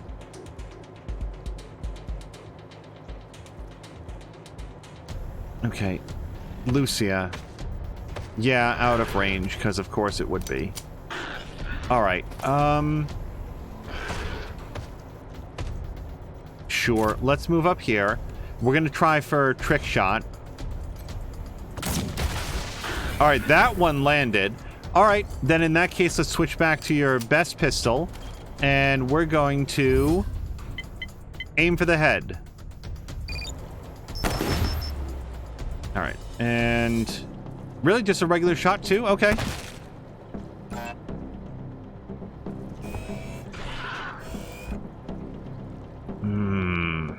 So we can move up slightly. The thing is with Kodiak, if we don't move up, then we can get a couple shots. So we're going to shoot at Lost Soul.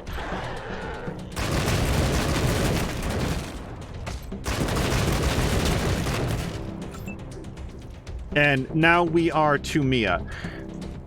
With Mia, Jeez, I really hate this. Like, here's what we would do under normal circumstances.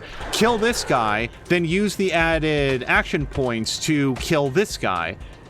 I'm concerned about what that's going to do to the NPCs, but I think that we're just going to have to live with it.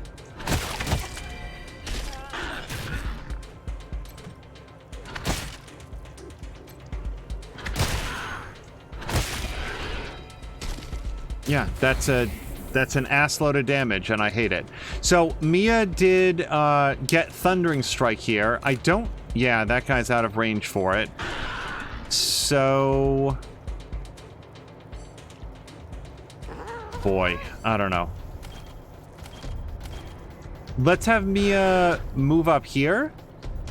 Oh, hold on. We could do Thundering Strike on this guy, I guess. Anything to stun him, stop him from being able to do even more damage. And Azaric is down to his last couple points, so we are going to prepare. Yes.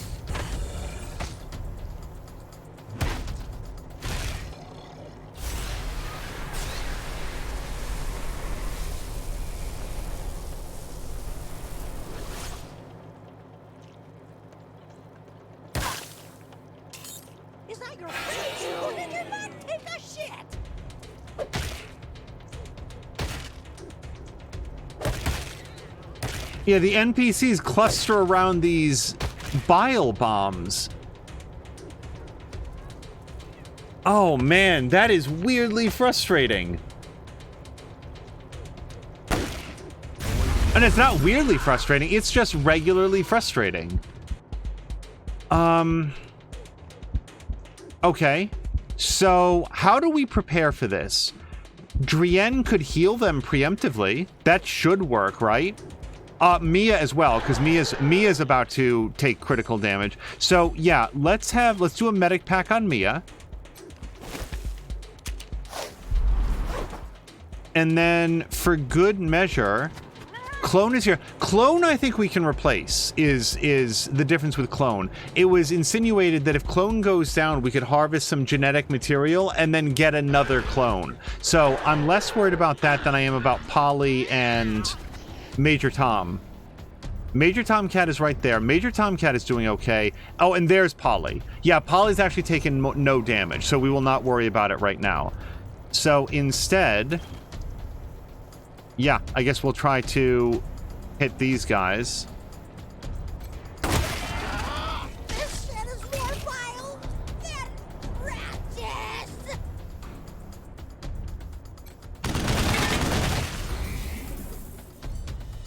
practice. Torrent Strike is not good for blah blah blah right now. And I think actually he's out of ammo. Yeah, boy, we don't run out of ammo very often, but we are now. So yeah, let's do a reload. Boy, it takes him a minute to reload. Look at that, 4 AP. Well, that leaves exactly 2, so we can carry those forward. Okay, Marshal Quan. Yeah, I'm worried if I shoot this guy, then Clone is gonna go down.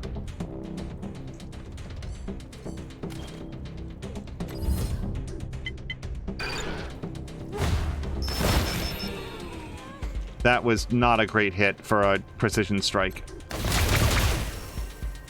Really? Wow. Well, okay, so this guy's bleeding. I think that's going to be enough to kill him on his turn. Again, we learned at the end of his turn. So, yeah, Azric, let's kill this guy. No, let's... what do we want to do here? Okay, yeah, Azric, kill this guy. Clone is looking real bad. Dude, this poisoning thing is awful.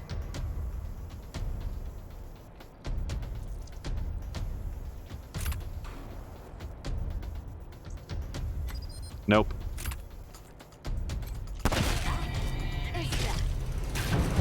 Okay, Drienne, very quickly. Heal Clone. Heal Polly. That's your good for something, shit monkey. And heal Major Tomcat. Okay. Hopefully nobody dies this time, because that would be very frustrating. Oh, and Mia can take an antidote. Yeah, antidote. Help! Animal abuse! Oh, Drienne can also take an antidote. Okay, anybody else? Blah, blah, blah, Marshal Quan? No. Okay. So that went better. Yeah, I will always reload if somebody dies permanently. Even if it's a non-essential bonus NPC. No, I want my characters.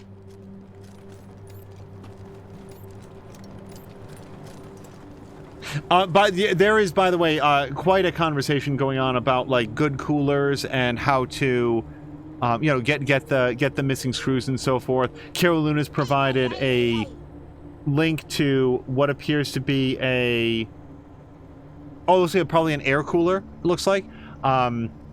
Yeah, I haven't built a PC in a few years at this point, and haven't needed one. The last one that we got has been working great. For me, building a new PC it always feels like a very stressful experience because there's such a layout of money up front, and then you want to make sure that everything goes together and like, okay, did I triple check the correct processor, the correct socket, the correct RAM? Is there something about the configuration that I don't know how to do correctly? And I've never actually had a problem. The closest thing that I've ever had to a problem is when, yeah, I'm just double checking that all our party members are here, and they are. I ordered a cutting edge brand new motherboard and brand new processor, and the motherboard could only support the processor after a BIOS update. So I actually had to work to get a lower tier processor in there so that I could load the BIOS update and then put in the processor that it was supposed to have. That also is frustrating when you're working with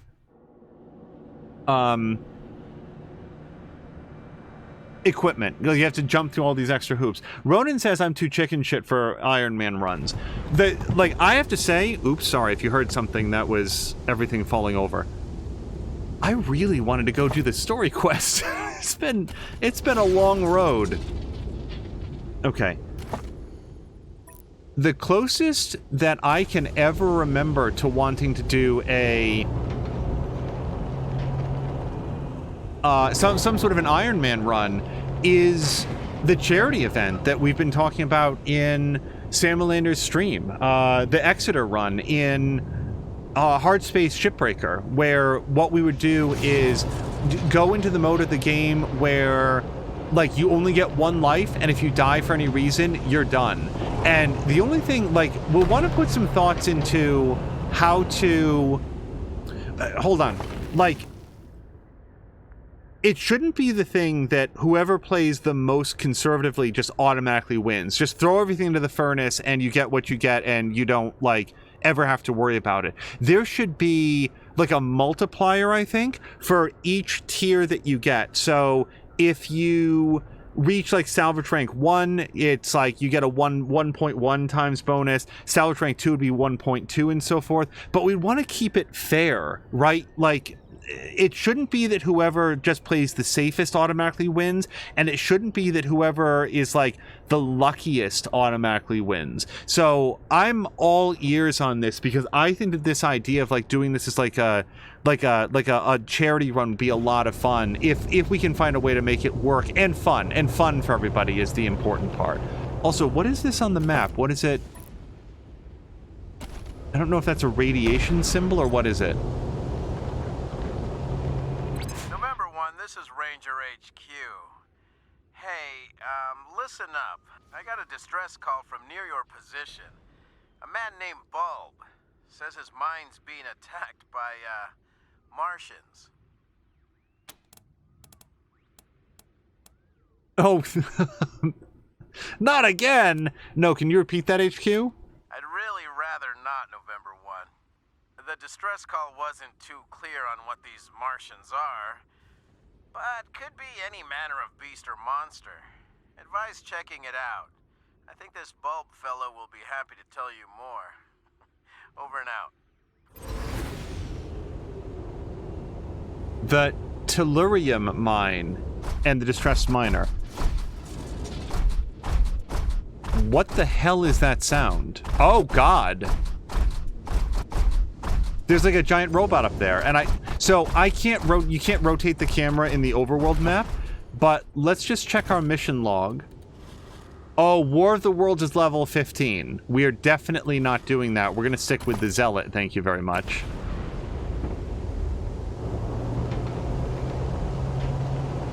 Let's play a melancholy one now, okay? A song about love, loss, and moving on. A song to touch the heart.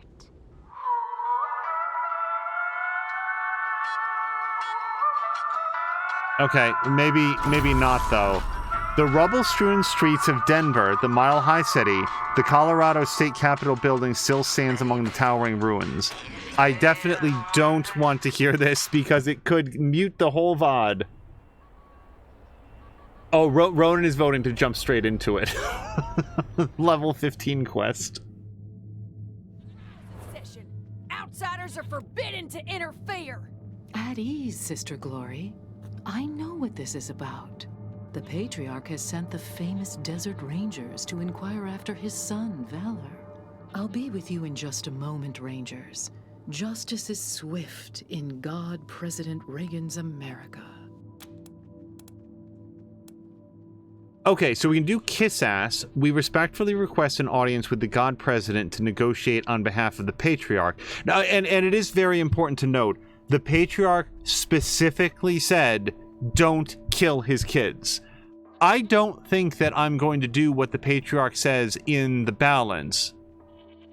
Okay, and actually, let's think about that for a minute. I have not gone to meet... Okay, let's recap a couple things that have happened.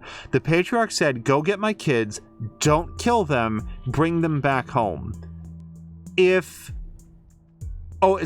then we got a radio message from Angela Death, who is either somebody who is known in the Wasteland 3 universe or Wasteland universe, or is just being presented that way. But Angela Death said, hey, go meet with my associate who's currently in the Patriarch's jail, and you'll see that the Patriarch is a bad guy and we need to overthrow him.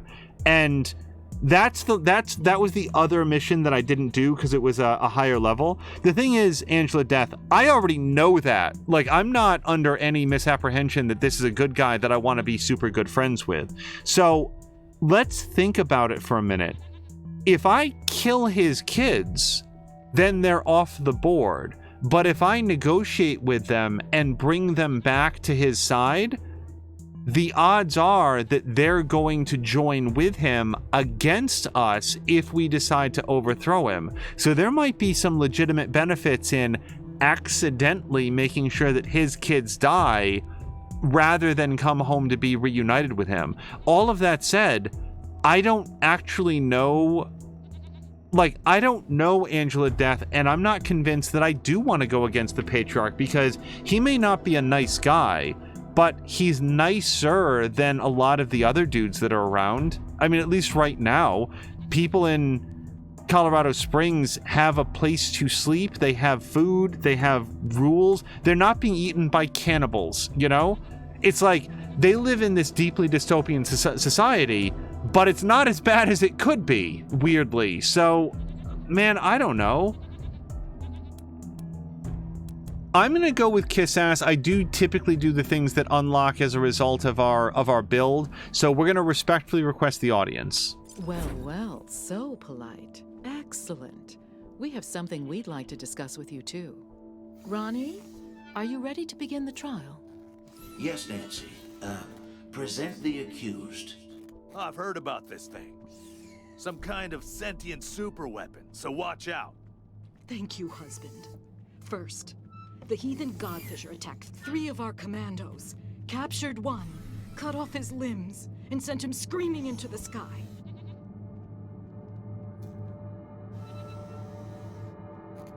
Wait, what does that mean? Sent him screaming into the sky? The gods of the sky must be appeased, or the nurturing rains will never come. Thus, we appease them with our sacred kites and the blood of unbelievers. Well, that doesn't sound very civilized. What's the other one done?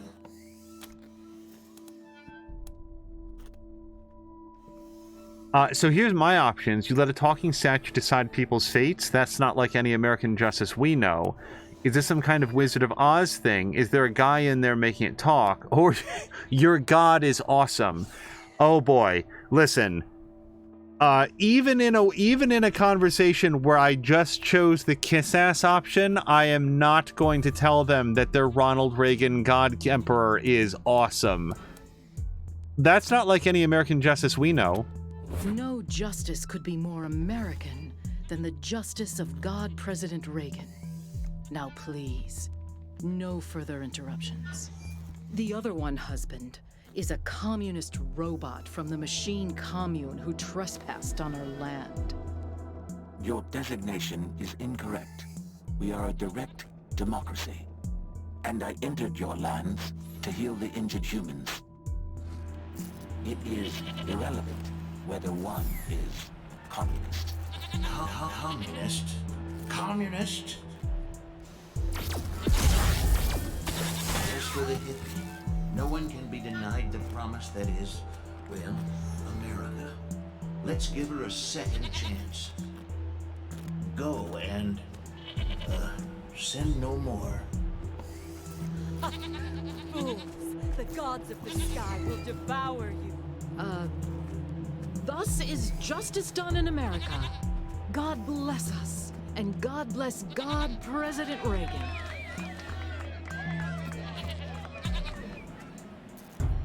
Sorry to keep you waiting, but matters of state must come first. I'm Mother Nancy Reliance, and this is my husband, God President Reagan. Welcome to the shining city on the hill.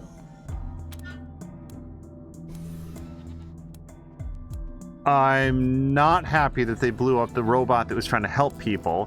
Why'd you kill the helpful robot and not the psycho who skinned your commando? I have to say, that was top of mind for me.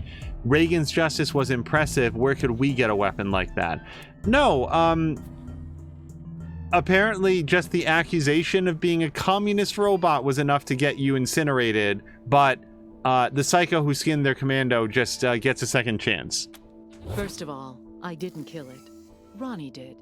Second, the will of the God President is not to be questioned. If he spares one sinner and not another, there must be a reason. Now, if you still want to discuss Valor Buchanan, come and join Ronnie and I in the Western White House. We will receive you in the sacred server room. Good day. I don't think we're gonna get along with these people. Jelly beans! We haven't had any visitors since we paused the Patriarch's oil. You're the Rangers, right? Meeting God President Reagan is a great honor. Congratulations! Wow, the Desert Rangers! We don't get many famous folks around these parts. And you're getting the VIP treatment, too. Meeting the God President face to face. I'm Sister Nancy Glory, by the way. Anything I can do for you?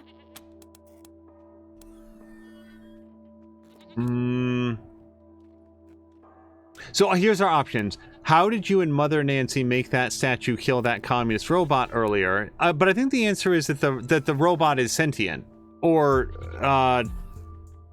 close enough that, you know, I think it's acting of its own accord. Mother Reliance said that the Godfisher attacked your troops, so why set her free? I do have that question. Ronnie, set her free. She's one of them crazy Godfishers. They like to hang people's torsos onto kites and fly them up in the air. Supposed to attract demons from the clouds or something like that. Ugh, disgusting heathen nonsense. It'll all go when we finally cleanse this place. This is Ronnie's land, his oil, and we ain't leaving. Not for cannibals, call me computers, pinko robots, or filthy plain savages. Not for anyone.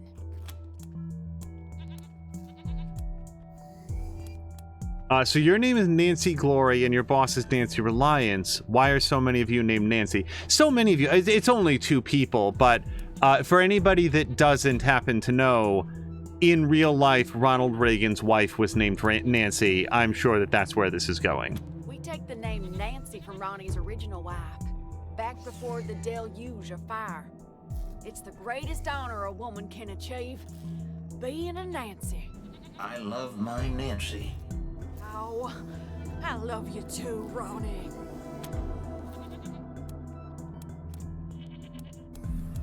We could use a rebrief on the Godfishers. The Godfishers? Sure. They're the crazy cultists who kill people and fly their torsos up to the clouds on kites. And I'm pretty sure they want to kill us all. So, not very neighborly neighbors, if you know what I mean.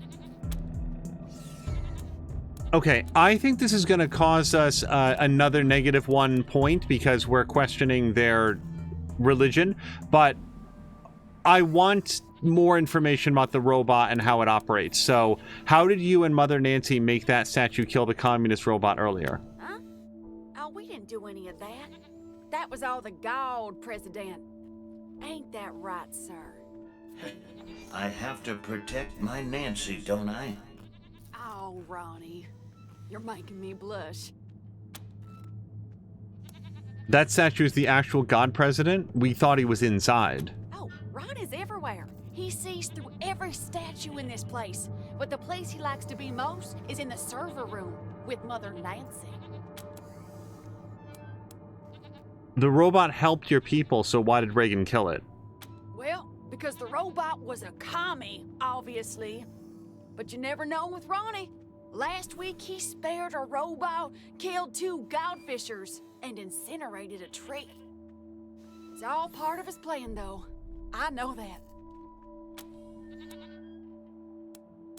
Okay, the Godfishers, again, I may not be a fan of these people at all, but the weirdos who chop off your arms and legs and then fly you up in a kite to be killed by the elements or lightning or whatever else somehow are still worse. So would you like some help chasing them off?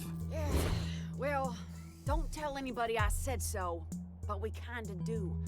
There's more and more of them all the time. They're moving into our oil field now. Of course, Ronnie blasts them whenever they get too close, but he ain't mobile, and Mother Nancy won't give me the troops I need to fight them. So, well, if you're looking for a paycheck...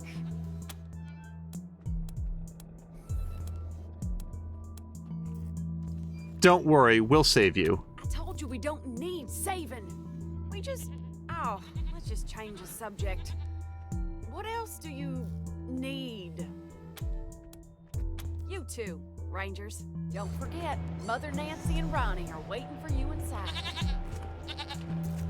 Okay, we should probably throw down a real save at some point. Denver Ruins, sure. All right, and I don't know how large. Oh, pretty large. Yeah, okay, so we've got, this looks a lot like Colorado Springs size. So we've got Gipper Loyalists, Heavy Machine Gun Turret, Gipper Draftee. Be with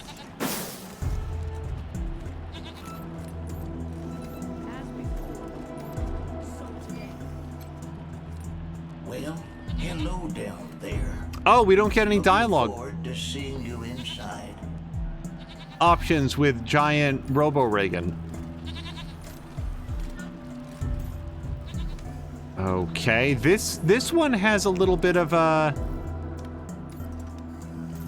power connector, but I can't necessarily see where it's going yet. I wonder if we are allowed to pick this lock. Well, we're not allowed to. I wonder if they'll notice us picking this lock.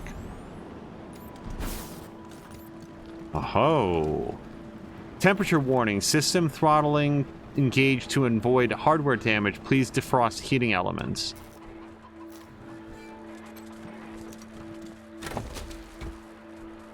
Okay, hold on. We've got Spike Driver. Hurt someone else today with these 9-inch nails. They can tear holes clean through multiple enemies and pin them in place. That sounds really good. And then we found a cassette tape. A dirty cassette covered with a sheen of oil. Boss, freeze the Gipper. We struck oil. what? When? Just now. Remember the test wells we were drilling out in Zone 5? The last one came up a gusher. The foreman thinks there could be enough for 100 and... Great. Now, shut it down. Wait, what? Mother Nancy Reliance has spoken. We're cutting off the oil supply to the godless commies in Colorado Springs. So we're suspending operations immediately. But the oil! The oil's been there for 1,000,000 years. It ain't going anywhere. Cap the well, and I'll forget about your brief crisis of faith in our sacred leadership. Understood. Okay, it looks to me like if we repair this, then it'll melt this ice wall. I don't necessarily know why we want to do that, but Mia has the ability, so...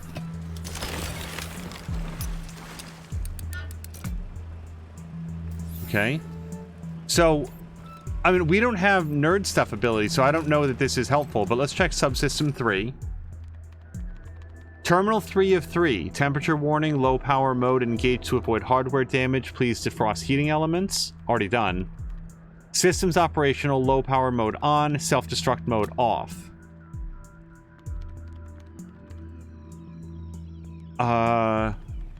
Well, I don't know what this does. Is this like Ronald Reagan ability? Because I don't want him to have more power.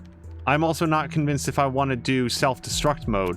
Let's step away and hopefully remember that this is here. It doesn't get marked on the map, it looks like.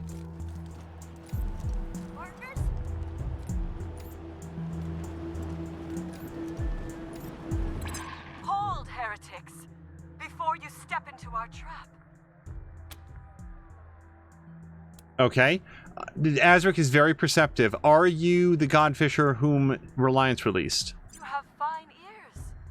I hope one day to send them skyward so they may delight the gods of the sky. However, first we have a proposal for you. The mechanics giant known as Reagan kills our faithful, delaying the harvest. You have access to the Gipper's inner sanctum. It has 3 glowing hearts known as terminals. You will destroy these terminals so we may sweep across this land, making gifts of flesh to the sky. In return, you may pass through our camps without fear. We will not harm you. Oh, interesting.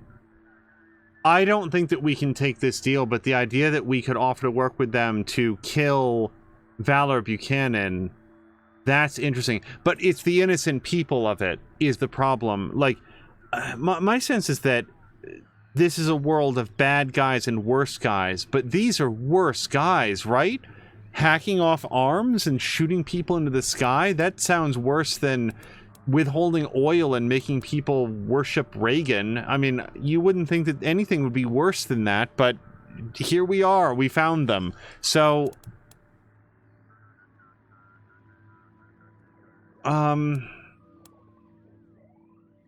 help you kill innocent people, not a chance. Gods of the sky, forgive them their foolishness. When their flesh feeds you, they shall be redeemed. Okay, I don't know what this does, but let's check it out.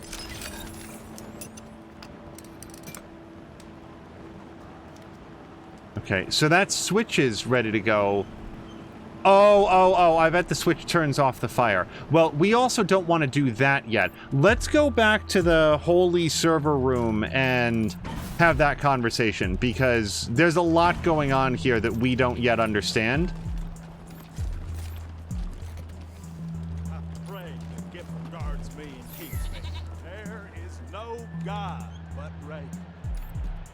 Oh, he's got it like a max headroom thing going on here. Look at that. Nobody knows who Max Headroom is anymore. Don't keep the God President waiting, Rangers. You'll find who was the actor that played Max Headroom? It was like Matt Frewer. I wish I could get an audience with the God President. Reagan saved the world from the red menace of communism, but he was betrayed by the perfidious Hinckley, who shot him with a poison bullet that gave him old-timer's disease. If you weren't looking at the screen, I'm just saying that as one of the things that I believe in. I'm not reading that off the video game. Okay, so we found Subsystem 1. Terminal 1 of 3. RAED, Array Online. Active system status, multiple active. It looks like this terminal is connected to the Reagan statue. Upgrading it will increase the statue's combat effectiveness. Sabotaging it could damage or destroy the statue. Hard drive capacity 4 megabytes. System fragmentation 96%. Days since last defrag 3,422. Press D to defragment hard disk. Press F to force boot. Warning, system integrity may be compromised. The nearby guard is watching you closely. Access to this console is restricted by order of the Nancys. Well, Mia would always choose the hard-ass option. Look alive, Patriot. Do you think we're gonna do your job for you? What? No, I didn't even realize it. What should I do? Oh, shit. Well, crap. I don't want to do either of these. There's no back out. Press that F button now, soldier. Ma'am, yes, ma'am. Pressing the button now, ma'am. I think I did something wrong. I hope the Nancys don't get mad. Okay, well, that's only 1 of 3. I think we actually have to sabotage all of them. Carolyn is saying, I've heard the name, but that's about it. Ronald Reagan was president from 1980, president of the United States from 1980 until 1988. And to go into it more than that would require a lot more time than we have during this stream, and like a lot of history and a lot of politics. So instead, we will have a chat with Sister. I'm not going to buy anything because we're either going to get a discount or loot her corpse. Either way, I'm not sure that I want to do commerce around here. But let's talk to Sister Nancy Forge. Ronan is correctly saying I didn't do it. A squat bulldog of a woman wipes her hands with an oil-stained cloth. Her work belt is overloaded with tools and guns. Hey there, friends. Sister Nancy Forge, Ronnie's fourth wife, and his armorer. Made all our guns, armor, explosives, and that commie-killing Ronnie statue out on our front porch. That statue's amazing. How did you make the weapon so powerful? Trade secret, meaning I won't sell it, and you couldn't afford it if I did. Doesn't mean I don't appreciate the compliment, though. Thank you. Anyway, I'm the trader here on top of everything else. You need something? I might have it. And if I don't, you probably don't need it. I'm sorry. Carolina was talking about Max Headroom. Interestingly, Max Headroom was president from 1988 until 1992.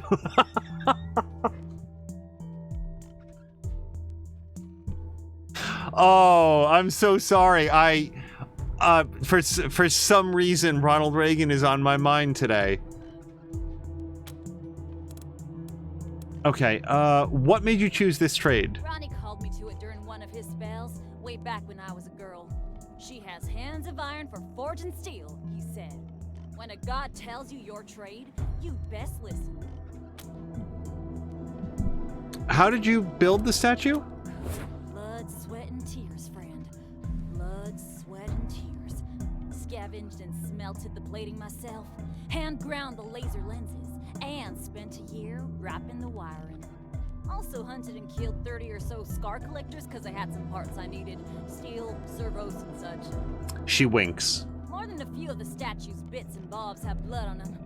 A fitting tribute to America's fighting president, right? Okay.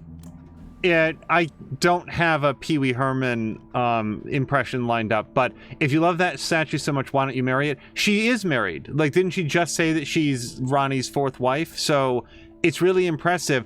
Among other things, like, there's no negative that I know of to having our reputation around here high, because it sure as shit isn't going to be high with the kite flyers. Of course it is. I made it, and it's imbued with Ronnie's spirit. It's an all-American ass-kicking war machine. Yeehaw! You do some fine work here. Well now, kinda you to say so. What did you like best about it? The fervency. You Gippers are outfitted with some impressive gear. Fitting them with all that gear was a job and a half. Nice to be appreciated. You know, that reminds me. I got some leftovers from that job taking up valuable space. It's yours if you want it. Make sure you put that to good use, Rangers. Okay, hey, for that we got a book, which I bet, based on the title, is going to increase armor modding by 1 point. Sure, have a look. Yeah, increases armor modding by 1.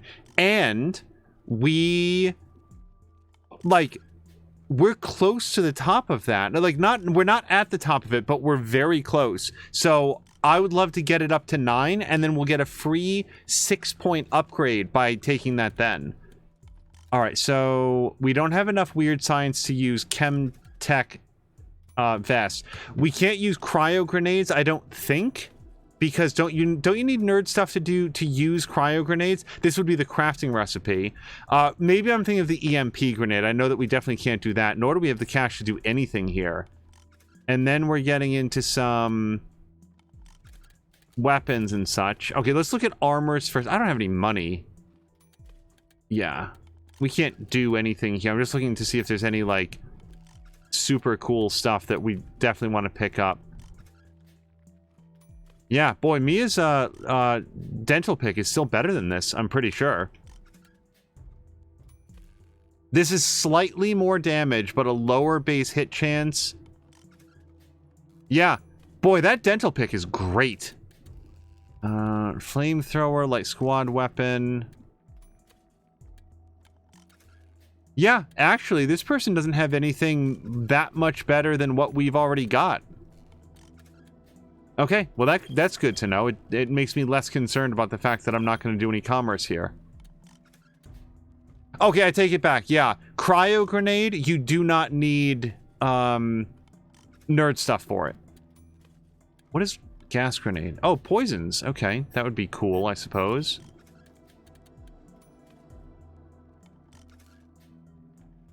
Oh, look at this. Polyethylene barrier is really good against all those status resistance. Not bleeding resistance, though.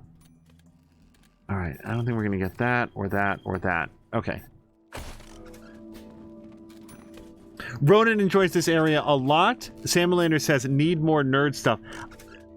The thing about the way that this game is built is, like, you always need things that you don't have. I really like that in the design. Like, we don't have anybody that can do toaster repair, for example. So, there's just going to be certain things that we're never going to be able to do, or at least not without really gaming the system.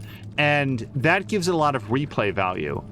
I love it when games do stuff like this. As long as it's not frustrating. You never want to get the sense that you can't do anything cool.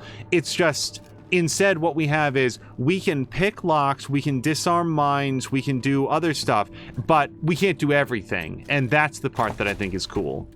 Okay, we found the Book of Bonzo. Let's listen to this. My fellow Americans, well, turn with me now to the Book of Bonzo, chapter 12, verse 1. Blessed are the job creators, for the tax cuts they receive will trickle down to the middle class. Well, blessed are the nukes, for they protect our freedom from the evil communist. Blessed is the oil that sustains our military-industrial complex and makes us, well, a shining city on the hill. Rejoice and be glad, for your reward is great on Wall Street. Success sells. Greed is good. Well, amen.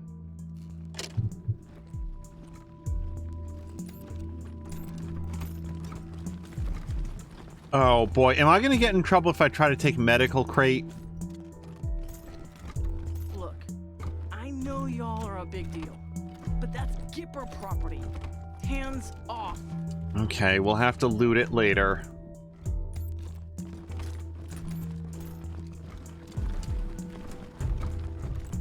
Okay. Before the deluge of fire, our God President's stare cripples his foes, while Nancy's gentle smile graces the world with joy. The Gipper, making the world a better place for all Americans.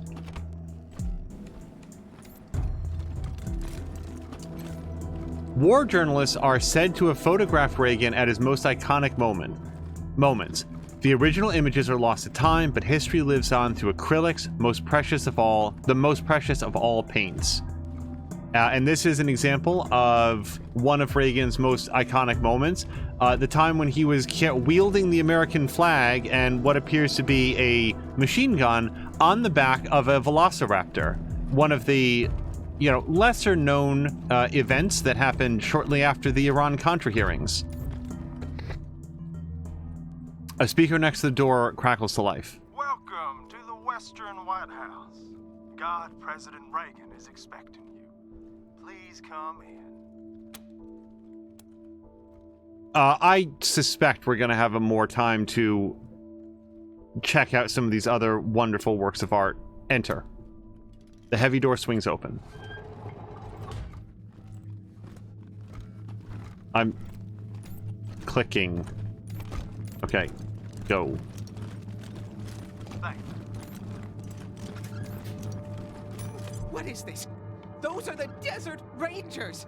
They work for my father! You promised to keep me safe! Calm down, Valor. God President Reagan has everything under control. Well now, welcome, Patriots. Nancy and I, well, we appreciate your selfless service and want to thank you for it. You are true Americans and, well, good neighbors. Now then, help yourself to some jalebies and let's get down to business, shall we? As you know. You and I have a rendezvous with destiny. We'll preserve for our children this, the last best hope of man on Earth, or we'll sentence them to if it takes a blood, let's get it over with. Well, what do you say?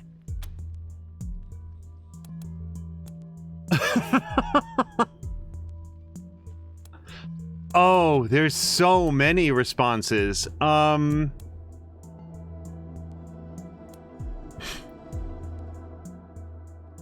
I think there would be blood coming out of Mia's eyes in real life. What are jelly beans? Diplomacy, of course, is a subtle and nuanced craft. How do you tell a communist? Well, it's someone who reads Marx and Lenin. And how do you tell an anti-communist? It's someone who understands Marx and Lenin. Oh, do tell. What's a communist? They're like choosy cannibals, right? They only eat the rich. Asking only for purposes of our education, ma'am and sir. We don't mean to upset anyone. I'll be happy to explain, Rangers. Communism is a foul philosophy that tricks people into giving up their individuality and submitting to the will of the state, which commands them to work for free and relentlessly attack those who don't subscribe to their ideology. It is an evil beyond reckoning. Oh, we're not even gonna joke about this. If we said this, every gun in the place. Remember, they only barely thought that Rob the Robot was a communist, and they eviscerated it. They vaporized it right on the spot. We're not doing this. So also, we're going to lose reputation points if we point out that that's what they're doing here. That sounds really bad. Or how anti-American. They need to be wiped from the face of the earth. I feel like the option that's going to make them trust us the most is the best one. I think that most people in this country would say yes. They are better off than they were 4 years ago. Why shouldn't we believe that? We are Americans. That's enough, Ronnie. You did very well. But it's bedtime for Bonzo now, okay? Okay, Mommy. Well, I'm sleepy. I know you are, darling. Night-night. Thank you for joining the God President and I in the sacred server room, Rangers. Before we discuss why you're here, I have a proposition for you. A favor that would make us look more favorably on your requests. Oh boy. So what do you need us to do? I'm only here to discuss Valor Buchanan and the oil situation in Colorado Springs. We're not here to make deals, restart the oil and turn over Valor, or face the consequences. Oh, those are the only options. Both in video game terms and in, like, we would want to extract as much as we can from these people, and if the thing that she wants us to do is to deal with those psychopaths that are, like, quadruple amputating everybody, then it seems like that's a net benefit for everybody on the whole. My husband, the God President, wishes to transfer his consciousness to a human body. To accomplish this, we must acquire a... What was it, Valor? A cybernetic transfer module. It's amazing. Basically, what it does is... That's enough for now, Valor. But yes, we must acquire this transfer module from the filthy communist robots that occupy the Denver airport. Or rather, we'd like you to acquire it and bring it here to us.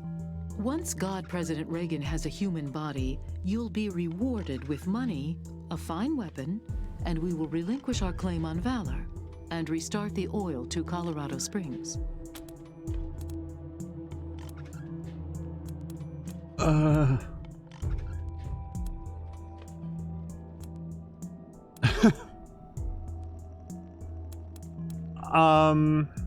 We're gonna need some more information first. Very well, but I warn you, I have a very limited supply of patience. True, she is not Mother Nancy Patience. Sorry. What would a god need with a transfer module? There are a lot of issues with the current hardware. The read-write heads alone are... They don't need such technical details, Valor. Suffice to say, though the vessel containing the God President was meant to be everlasting, that has proven false, and a new vessel is required. Ronnie has announced his preference for the vessel to be human. Tell us more about the robots at the airport. I do also wonder, like, you seem well armed, why haven't you gone to go take it? But tell us about the robots. They call themselves a commune and say they are working for the betterment of all sentient beings. It's a lie. They put on a friendly face so they can turn humans against each other. Mark my words, they'll try to trick you too.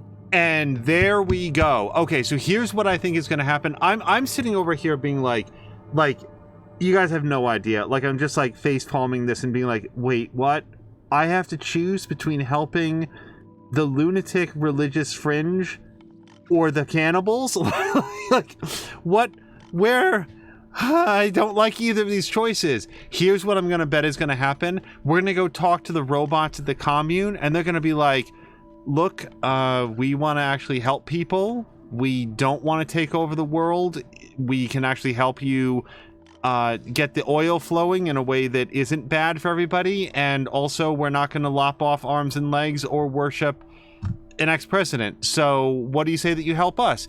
And maybe that will be our way out. I don't know. But the idea that we might go there and talk with them instead of stealing from them or attacking them is very appealing right now. But their end draws near. Once we have what we need from them, they will be dealt with like the dirty communists they are. Are there any other dangers besides the robots? The Godfishers are always a danger in Denver. But trained mercenaries such as yourself should be able to handle them. Why haven't you sent some Gippers to get the module? The preparations have kept us busy enough. Your assistance is a convenience that we are willing to pay for. Nothing more. Now, I serve at the pleasure of a god, Rangers. And I don't have time for this non-committal dithering. Are you going to help us or not? Okay, it's a deal. Wink. We'll get the module, and you turn over Valor and resume oil shipments to Colorado Springs. Agreed. But only after Valor helps us transfer God President Reagan into a new body. That's right. They can't do this without me. Yes, dear. Now keep working. Meanwhile, our home is at your disposal. I'll tell the sisters you can come and go as you please. Make America proud, Rangers. Okay, let's see what else is in here. Stamlander is saying, well, you could always just murder everybody on all sides. The Godfishers and the Reagan sect. Oh, I bet we're not going to be allowed to touch this. You tap a key, and the battered console screen flickers on. Project Immortal Complex, Master Terminal. No modules detected. Click on an icon labeled StarStationWars.exe. A small screen pops up, missiles streak down from space, striking a planet below. You watch it for a moment before realizing you're supposed to stop them. You don't do half bad, but there are soon more missiles than you can handle. Your star station explodes. Oh, foolishness. I don't know who put that game on Ronnie's console, but it is an utter waste of time. Mother Nancy Reliance shakes her head. You turn back to the screen just in time to see the high score screen close and the initials MNR at the very top. Oh, really? Mother Nancy Reliance. Bump bump. But you can't actually play it, right? You play another game of the Strange Missile game. You do a little better this time around and get an extra life. It comes in handy. Do you have anything better to do, Rangers? Oh, can we piss her off by beating her high score? Hold on. Pacow. A mutiny, huh? That's a shame. You have to keep your crew paid, Rangers. No! Shoot the meteors first. They're faster. Oh, she doesn't seem upset if we're doing better. Good flying, Rangers. Shame about that missile.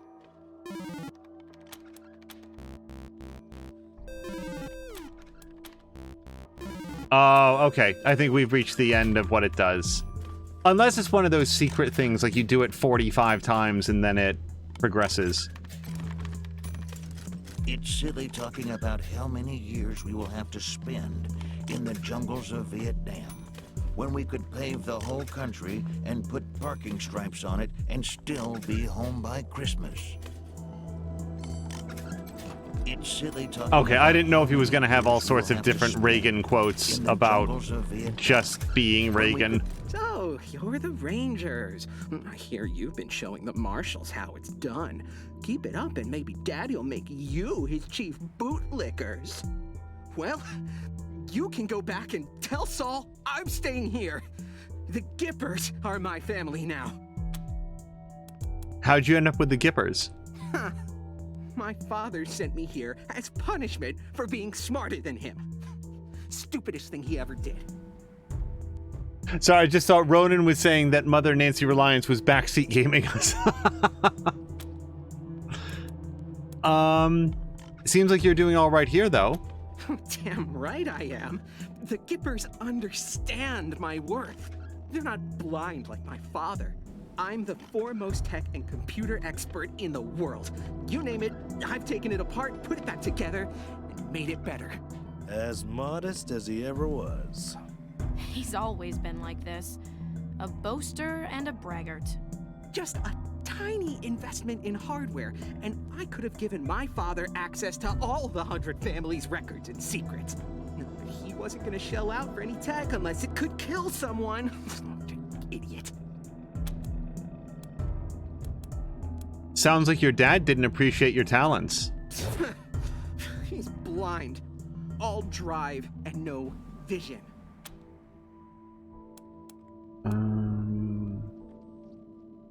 I really like patronizing him right to his face. So what was your dad thinking, sending a genius like you away? Liberty attacked Colorado Springs, and the city alarms didn't go off. So he blamed me.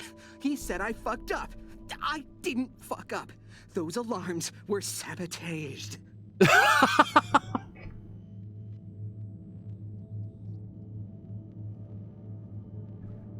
So that is the second weird and deep cut William Shatner reference in the last 20 minutes. Number one, the first one was what would God need with a cybernetic transfer module, which is, of course, a reference to what would God need with a starship. The line delivery of sabotaged is an even deeper cut.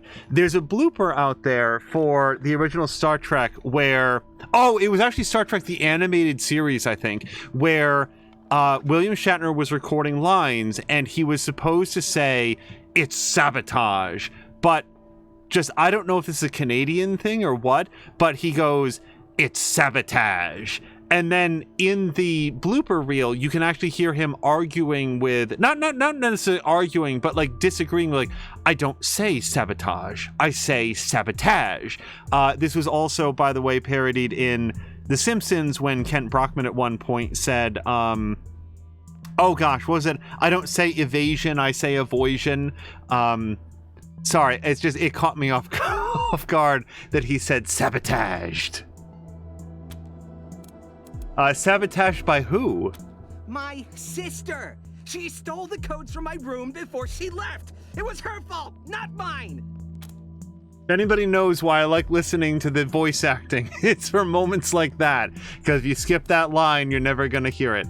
Let's see. You've got a grudge against Colorado Springs and give us a good reason not to drag... Well, the good reason is that everybody here, look at these big turrets. We can't drag him back to the Patriarch right now. It sounds like you've got a grudge against Colorado Springs, though. Idiots. They're all idiots. They think they're the center of civilization. No, not without oil, they're not. Let's see how civilized they are a few months from now. Okay, see you. Not if I see you first. Oh, they're not going to let me take this, though. Oh, they did. All right, so we found a burned book, Colorado dollars, and Reliance's Manifesto. A recording of Reliance's Manifesto, which is broadcast over the airwaves and spread far and wide. By the way, if everybody in the world knows about that William Shatner sabotage thing, sorry, not everybody's going to get every reference, so I thought it'd be fun to jump into it for a second. People do rather get the wrong idea about us. I can't say I mind. Let us be underestimated and ridiculed.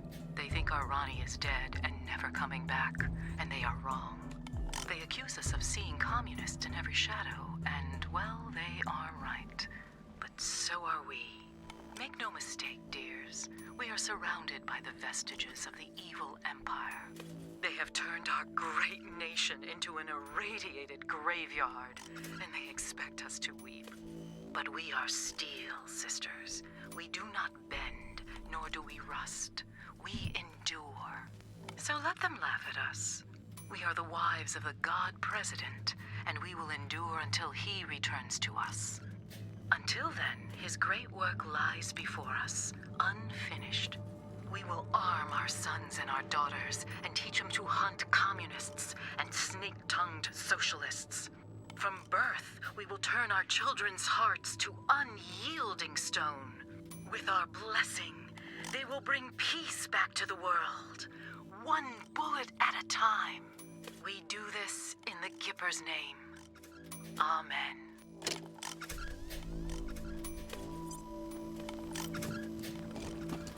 Yeah, it's not always immediately clear which things you can loot and which things people are gonna yell at you if you try to loot. Okay, so let's look at this wonderful artwork of Nancy Reagan riding a USA rocket.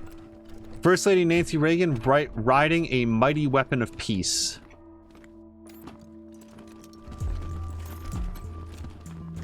Boy, they had a lot of fun designing this entire area, I think. Okay, did anybody go down this time? I've gotten confused among all of my reloads, and the answer is no. Nope, okay. But let's talk with the Wyman. A lean, weathered woman sizes you up as you approach. If you're looking to get patched up, I'm your gal. They call me the Wyman around here, but I prefer Doc. The Wyman? If you're a Nancy and you do something the other Nancys don't like, they shun you and call you a Wyman. Yeah, no idea what it means. Maybe some kind of rat or insect or something. Anyway, you'll hear a lot of things about me in this shitty city on the hill. None of them good. But nobody can fault my doctrine, so you don't have to worry. If you're not happy... Well, why do they say bad things about you? Well, I was Reagan's second wife behind Reliance, and now I'm not. We'll just leave it at that.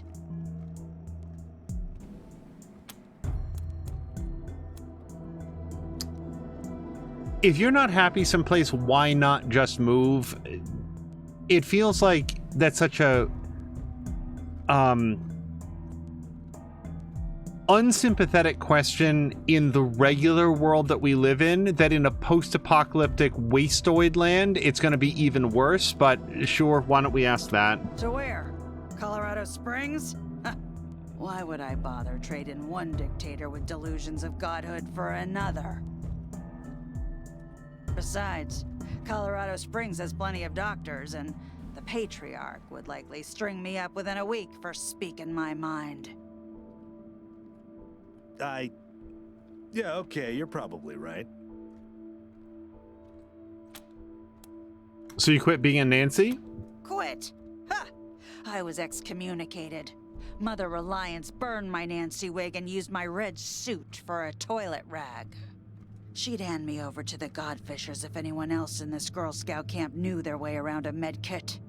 Speaking of, I could use your help to drive that point home. I might be able to waive the fees for treating your wounds, if you're interested. Oh, I am always interested in free medical care. You'd be amazed how much of it I need. What do you want our help with? So, like I said, Reliance would have Ronnie light me up if she didn't need me. So, I need to make sure she doesn't start looking at other medical options. And hello to Sorry BTR and everybody raiding over. Sorry, thank you so much for the raid. Hello to Glomdy. We are playing some Wasteland 3, which is a sort of top-down isometric style party-based RPG, and it is set in sort of a post-apocalyptic wasteland very similar to Fallout. We are currently in... I don't really know how to describe this without sounding like a complete lunatic. We are currently in a part of the world that is run by a sect of people who worship Ronald Reagan as a god president. They have a very large bronze statue that shoots death rays out of his eyes, and they have an AI personality of Ronald Reagan that they would like to have transferred into a human body by way of a cybernetic transfer kit. So, you know, sort of just the average day here in the world of Wasteland 3. Glomdy saying, what the shit did we walk into? Before we continue, before we lose Sorry, I have a question for, like, you, and like, I sort of briefly asked, why am I forgetting his name? Philip. I asked Philip about this as well. Just super quick, sorry. So, a very quick question. On Twitter, somebody had posted, man, I really like D&D 5th edition, but I would love a version of it that was sort of set more in the modern day. Like, I want to have spells and fighting, but I also want to have, like, trolls that work at convenience stores and goblins that run an auto mechanic shop. And this post was highlighted by, like, somebody else and just excoriated on Twitter. Like, it was the most absurd, crazy thing that you could ever possibly ask for, to have this rule set adapted into, like, a slightly different setting with a few more modern rules, and to include things like firearms and stuff. And I don't understand that. And I know that, I think it was Philip or whoever runs the Geek Pantheon Twitter feed had sort of like responded back to the guy in kind of a supportive way. And I was so curious about that. So, like, did I miss some weird subtext here? Why would it be inappropriate for somebody to say, I really like this rule set and I'd love to see it expanded and adapted into additional settings that added for some more mechanics? That doesn't seem like it seems like the most anodyne, innocent, supportable idea that you could possibly have, and this guy was just getting like run through the ringer and made fun of by not you guys, but like others on Twitter. And I didn't know if you had any insight into that. This was a couple weeks ago at this point. And hello to Gerberan, who says, God King Ronald Reagan. Okay, the world in the game must be messed up to oblivion. It is like most of the world was nuked. This is like, think of Fallout, and it's like that. Killian says that I'm not lying. Yes, absolutely true. Sam Linder says, man, that was super accurate and sounds weird said out loud. And then Sam Linder says, it sounds like a wonderful game to play. Oh, like the setting for D&D. And Jody K is saying, because of gatekeeping. Glomdy saying, I'm not sorry, or Philip, but there are a lot of people who play other things that just hate D&D. That's so weird. It's so weird. It's like, well, then again, you know what? We do see it in games. Like, I feel like I saw a lot of that with... look, I'm not trying to spark any fights, but there was a movement of people who liked Elden Ring, where if you didn't like Elden Ring, there was something like morally corrupt about you or something. And it's like, no, I just like other games more. There's nothing personal against people who like Elden Ring. And that's why I was so surprised about the exchange that I recounting on Twitter. It wasn't this person saying anything against any other system. It was literally only, boy, it would be cool if D&D had a more modern day setting along with the Spell Jammer and the Eberron and, I don't know, Greyhawk and all the others. If it also had like Dubuque, Minnesota or something. That's all. Sorry, BTR said, person A wanted to play a future version of D&D. Person B tried to white knight and say that there are other games that serve that purpose. And Philip was supporting person A. Yeah. And that's what I liked about Philip's response. It was like, I think it was specifically like that was really harsh, going after the person that had was like making fun of them. It was a weird situation, and gatekeeping is a weird thing, guys. Like, this is just sort of like a note for the world. Gatekeeping? Why do it?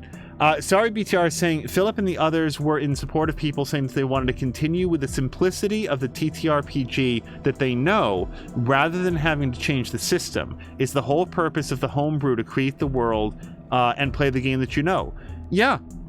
And that's the way that I read it as well. Like, yes, there might be a system, and there are systems out there that will allow for the sort of world this person was describing, but what if you like Dungeons and Dragons and you like that D20 system because you're comfortable and familiar with the advantage and the disadvantage and the skill set, and you're looking to expand that with other stuff? It seems like a super reasonable and supportable idea. And when I saw the mockery that was going towards person A from others, again, I really want to stress for people listening to the story, not from the Geek Pantheon, but from this other group, it's just dizzying to me.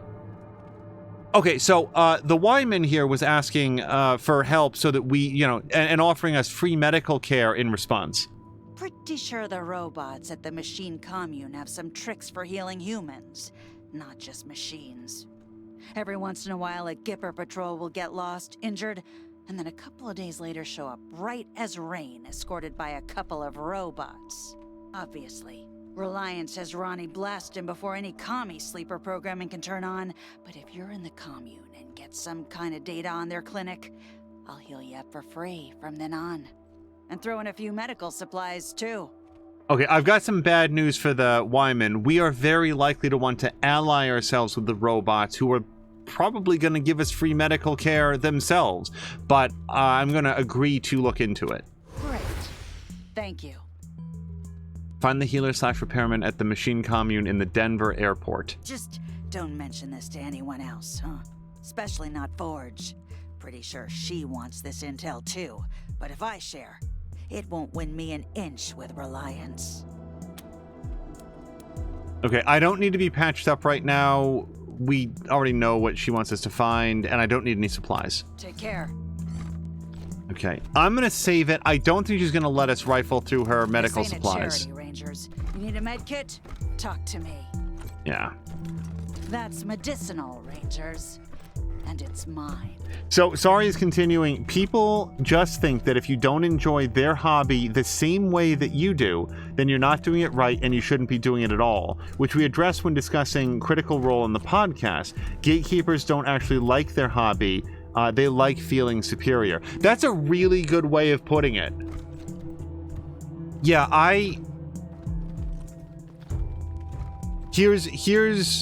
Here's my take on gatekeeping. I've shared this from time to time. I am older than, as far as I know, anybody in this chat at this time. Oh, that's a stair-walking animation. And I have been gaming for as long as I have a memory of being human. The earliest memories that I have are of wanting to play games and then playing games. If I don't get to gatekeep who is and is not a real gamer, then I submit that no one gets to gatekeep that. And everybody gets to play games and enjoy them. Sorry, So, by the way, guys who are stopping in, our party is actually based on friends in chat, or at least 4 of them are. If we jump in here, this is Mia from More Than a Mia. She has a big weapon, this big sort of hooked blade. You can't really see the end of it. It's called a dental pick because we took it off of a crazed clown who was a former dentist. And then we've got Azaric, our sniper. That's a heavily customized sniper rifle that he's got right there. Then we've got Drienne. Drienne is a leader class and fights with both a shotgun and also this frostbite revolver, but mostly Drienne is a medic and gives a passive bonus, like a bunch of passive bonuses to everybody around them. And then finally, Blah is our heavy weapons expert. He fights with a heavy machine gun and also a flamethrower. We've also got 2 sort of NPC party members. They're not NPCs, but they are like story characters. We've got Marshall Kwan, who is a lawkeeper, and Lucia Wesson, who is a gunslinger, and they have like sometimes special dialogue or roles in the story. Popax, hello to you, is saying, what is gatekeeping? So if I were to give the most neutral available description of gatekeeping is a description for when a person who is well versed in a hobby or a fandom of some kind starts saying, well, you're not a real fan, or you're not really engaged in this hobby unless you do it this way. So, for example, let's say that you like horror movies, and somebody said, oh, well, any real horror movie would know the plots of all the Nightmare on Elm Street movies. Anybody who really likes Game of Thrones has read all the books at least twice, so that they know how the show like bastardizes them. Like, that's gatekeeping, and that is actually the gentlest description that I can give to it. Functionally speaking, gatekeeping exists. I think that Sari gave a really good description of it. Gatekeeping exists to say, to sort of like, functionally what it tends to do is drive people away from a hobby by making it seem toxic and unwelcoming, by laying down a bunch of arbitrary rules for what does and does not count as a legitimate way to enjoy something. So I feel like that's what gatekeeping does. If you enjoy a hobby, like sorry, this is gonna like be a minute. I love gaming. I love playing games. I love playing single-player games. I love playing co-op games. On occasion, I like playing competitive games. And I love sharing this experience with people. I might like different games than you, and I might be better or worse at certain games than you are, but we all love gaming, and it seems like something that we can share. And on this channel, I play a variety of things, usually through to completion, and if somebody doesn't like top-down isometric story-based party RPGs, but they do like third-person action games, hey, I'm also playing Assassin's Creed Valhalla, or maybe they like sort of like I don't know, puzzle games. I'm also playing Hard Space Shipbreaker. Maybe they like 4X strategy games. We've done some Crusader Kings 3, or maybe you hate all of those things and all you like is Apex Legends and PUBG and Halo Infinite. Well, I don't usually play games like that, but that doesn't make my taste in games better. It's just different. And if you like those games, the good news is you've got 100 different streams that you could go find on Twitch right now that do have those things. And maybe later on you'll want to watch something like this. So we'll still be here and doing it. That's the opposite of gatekeeping. That's me making my pitch that this is a hobby that everybody gets to enjoy, and there's a million different ways to enjoy it. And I would pitch the same thing for movies and tabletop role-playing games and television shows and anime and any other hobby that you can possibly imagine. For example, somebody had mentioned in passing the other day that some popular streamer had accidentally showed their desktop and it was covered with like My Little Pony stuff. Okay, cool. Like, My Little Pony isn't my thing, but it can be that person's. It doesn't bother me none. I've heard that Friendship is Magic is a delightful show that a lot of people unironically really enjoyed. Cool. Like, doesn't bother me none. I feel like everybody can enjoy their thing, and if it's not hurting anybody or exploiting anybody or, you know, I don't know, making bad things in the world, let them enjoy their thing. So, I don't know, that's my spiel on gatekeeping and why I think it's largely poisonous. If you enjoy your hobby, you should want to share it with people. And if other people are enjoying your same hobby differently, isn't that good? Because it's just more diversity in the hobby. It's more interest. It's more energy injected into the space. It's all good.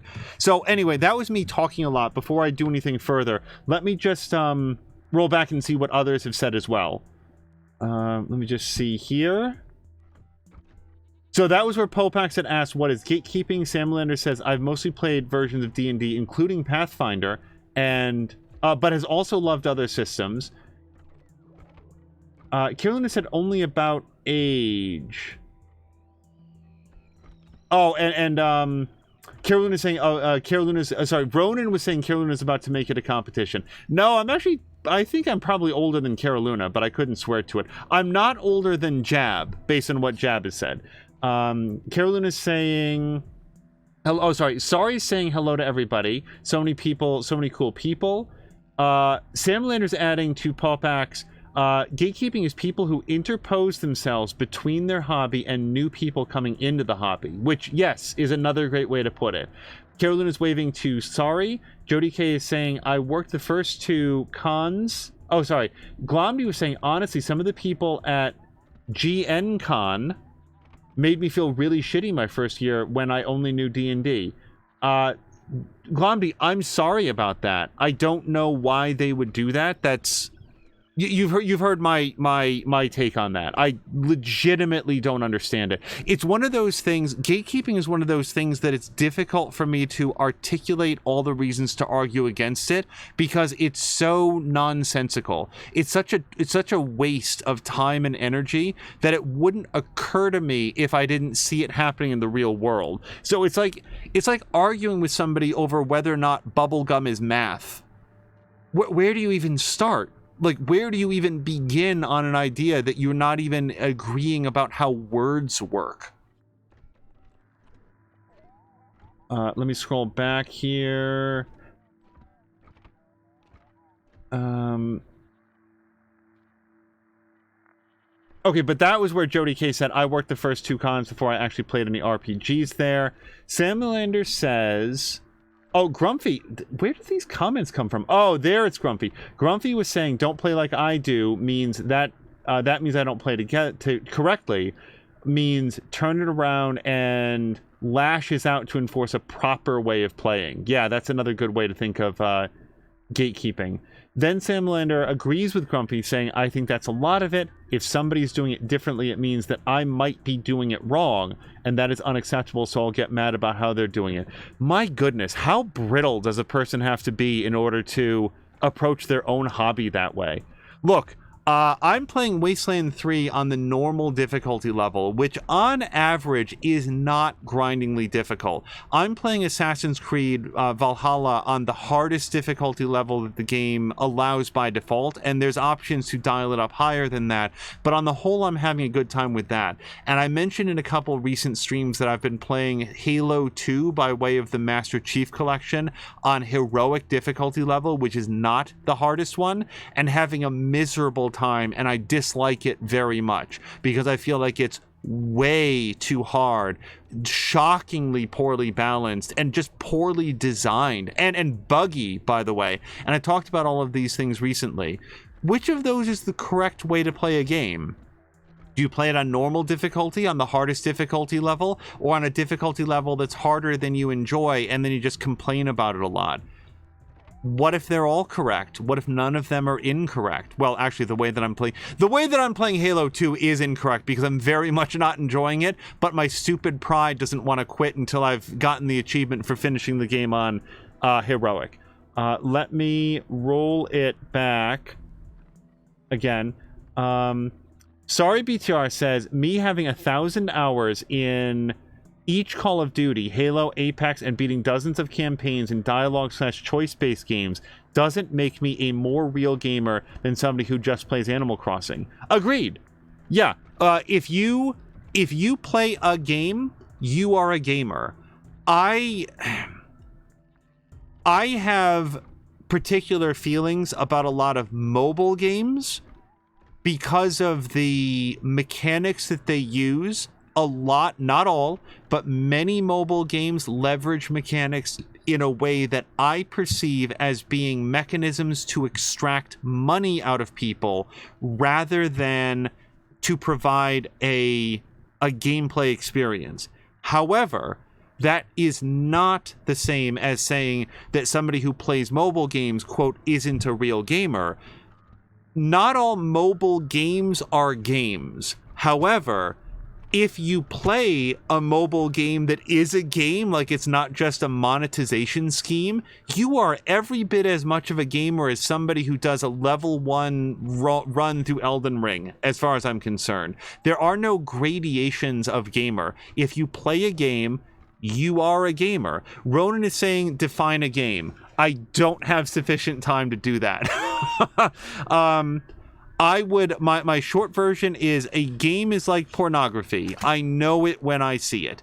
And in my one personal, myopic, incomplete view, presented here without a lot of time to formulate the full spectrum that I might want to touch on, if a game is routinely blocking you from basic progress unless you shell out cash currency to be able to progress, I do not perceive that as being, at a minimum, I think that I would say that it's definitely not a well-designed game. So it's that sort of like, oh man, you lost your life in this match 3 game. Well, we would let you play again, but you can either wait 24 hours to have your lives recharge, or you can pay 15 gems. And don't worry, 15 gems can be had for the low cost of $4.99 USD.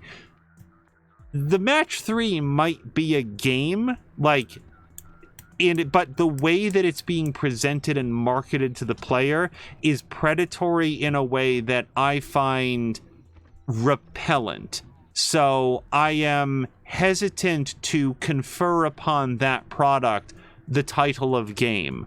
However, it is technically a game. So again, I'm not here to gatekeep. I'm only here to say that if you like match 3s, there are plenty of them out there that do not cost you $4.99 per day to continue playing. Oh, interesting. Ronan is saying that Apple and Epic could not do so in court, could not define a game. Nor could I.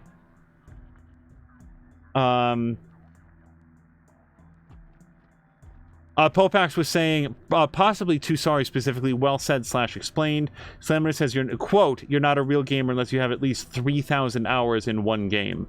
I'm not sure that I have 3,000 hours in any one game myself. Like, I've played a million things, but no one thing to that degree. Ronan meets more gatekeepers with movies than games. Interesting. Sucks for me since I don't watch a lot of movies. Sorry is saying to Ronan, while gatekeeping is an issue in most fandoms, I've seen it most vitriolic in anime. Wow. I guess I just don't talk about anime very, very commonly. And Ronan is agreeing that anime is way up there. Samlander sees a lot of gatekeeping in video games. It's often when people play games other than mainstream games, especially if those games are targeted at women. And, like, not even necessarily targeted at women, but games that are popular with women will typically be retroactively declared illegitimate games. I've seen that, and just why? It's difficult for me personally to get angry at most gatekeeping because the people doing it are... It's so self-destructive and ridiculous that it seems funny until you see actual people that are being hurt, insulted, and driven away from the hobbies by it, at which point it is not funny. Like, for me, I don't care at all. Like, I've played a couple FromSoft games, and I've enjoyed 0 of them. If that doesn't make me a gamer, so be it. If Twitter wants to have a big poll and I get excommunicated from the cult of gaming, well, I guess I'll just have to cry myself to sleep and then continue right on playing all the fake games that I enjoy. It bothers me 0%. However, I'm not the person getting hate mailed on Twitter all the time. I'm not the person who goes on to Xbox Live and has vitriolic, profane voice messages left for me every single day because I beat them in a match at Halo Infinite. And these things do happen to real people. And that's not funny. And it's not something that is harmless. And it's important for me to consider, and for people in general, just because if you personally are not getting the hate, it doesn't mean that the hate doesn't exist. It's just being targeted at people who are perceived as being easier targets, softer targets, more appealing targets by a very small population of very loud and aggressive and hateful people. So that's just something that I tend to keep in mind. Wait, Jody K is saying I figured out who the mole was on like day 2. Are we talking about the like reality television show The Mole? Let me just go here. Glomdy's saying mobile games are harder because you got to pay to win, and they very much want you to pay. They don't care if you win, but they very much want you to pay. At least with the style of predatory mobile games that I'm thinking of. Oh no, I'm being told that bubblegum is math. Grumpy is taking a stand. Glomdy is saying, Jody K, 3rd year and after you worked at the con, much different experiences. Also, didn't people invite you? I knew literally no one, and let me tell you, it wasn't easy for a shy introvert. So Glomdy, I am again very, very sorry that you had that experience, and I do not... All I can say is that I do not understand why anyone would be made to feel... Okay, if somebody goes to a convention because they love the hobby or the genre or the medium or whatever it is that's being celebrated at the con, the franchise in some cases, why anybody would want to be made unwelcome, I don't understand it. Now, if you're going to a convention and you as an individual, and Glomdy, I know that this does not describe you, but if an individual at a convention is making people feel uncomfortable because they are like taking non-agreed to pictures, like cosplay is not consent. That's a sign that's been up at things like Comic-Con. Somebody who has chosen to get up for the event, that is not de facto permission for you to photograph them or to talk to them or to treat them in any sort of kind of way. So I can envision certain specific behaviors being deemed unpopular, like unwelcome rather. But no, Glomdy, I do not understand why anyone would have somebody who's just there at the con because they want to be they want to be like part of the community and getting chased out by it. It looks like Jody K is leaving. Jody K, thank you so much for hanging out, and I hope you have a great evening. Let me just look through here.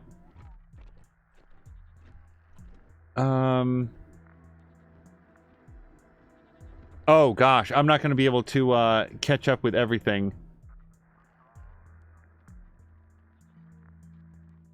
Sorry is saying, like, quote, if you aren't playing Halo in Lazo, then why even play it? I have no, like, guys, I'm not a real gamer. I have never heard of this and have no idea what Lazo is. I don't even have a guess.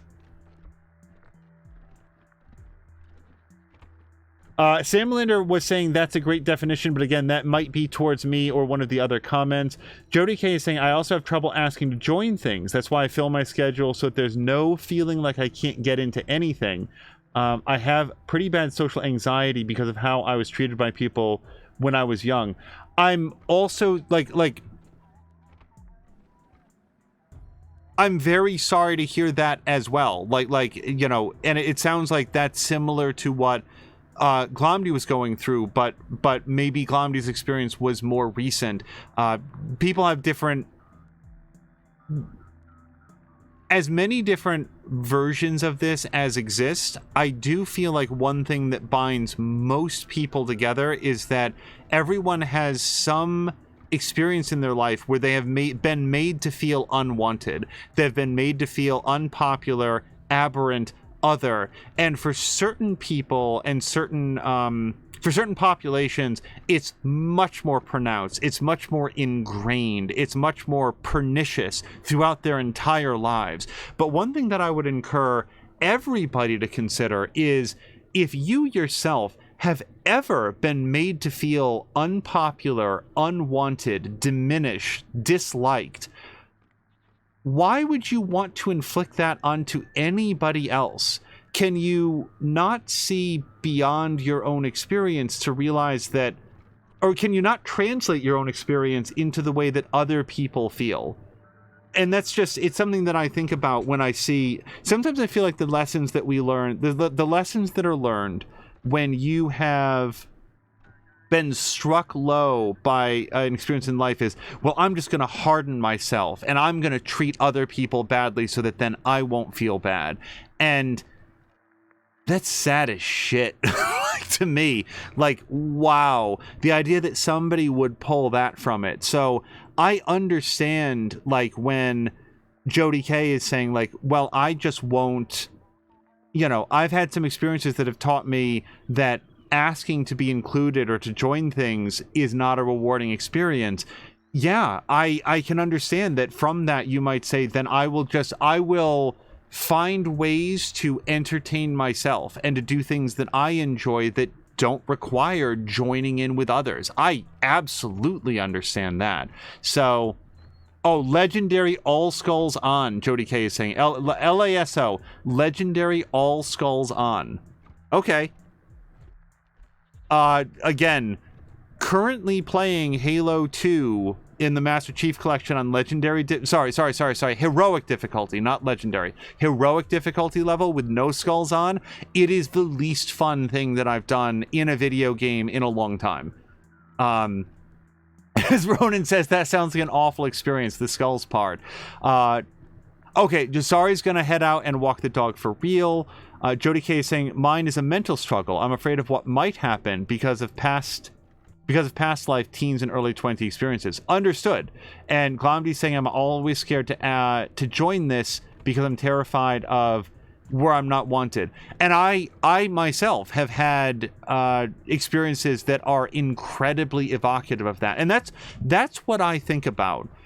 I have, and I think this is true of many people, had that experience of being made to feel absolutely detested, just absolutely unwanted.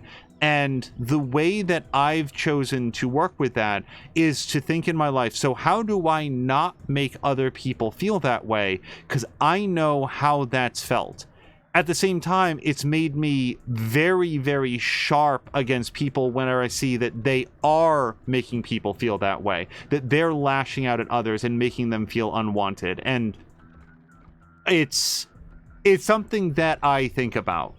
So I feel like I know exactly where both Glomdy and Jody K are coming from that. Even if our specific experiences are different and the severity and longevity of it can be very different, the feeling, the base core experience, I think is something that can be extrapolated out and say, boy, I don't want anybody to have to feel like that. Glomdy saying you're a good dude. Well, I appreciate that. It's been a long road. And I continue to work on it, and I think that that's true of everybody. I think everybody wants to be better than they were. Marquack, which I saw and haven't been able to circle back to, I feel embarrassed that while listening to Angel talk about gatekeeping, I look at quick save 0 hours and 0 minutes ago and thought, oh no,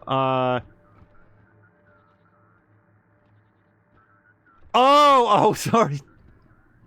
It was 0 hours and 0 minutes ago, and he thought that it was saying, Omago.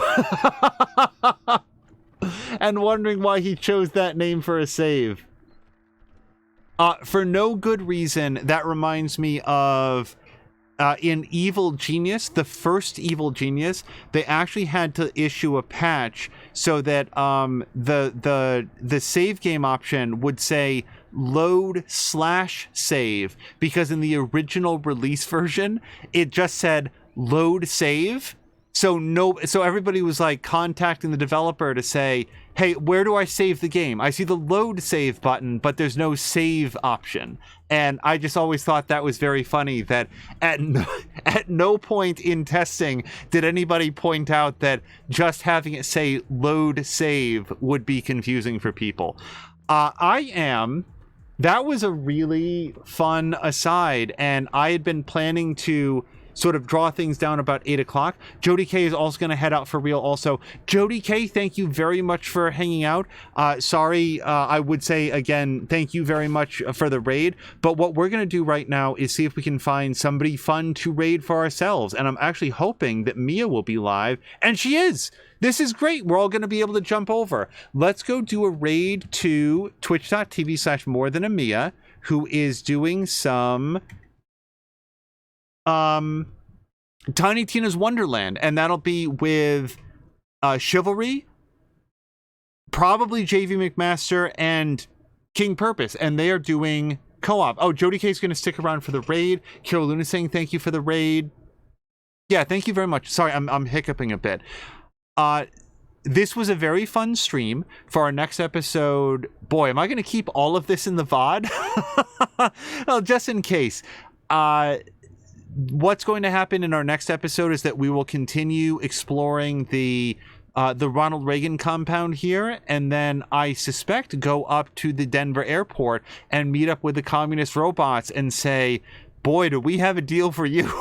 We're going to get rid of the Reaganites and also the Godfishers and make the whole region a lot better for everybody. So we will see more of Wasteland 3 later in the week. However, I think that we're going to angle towards having our next episode be for Assassin's Creed Valhalla. So we'll see you there probably on Thursday will be that stream. Until next time, you guys, thank you so much, and I hope you have a great night.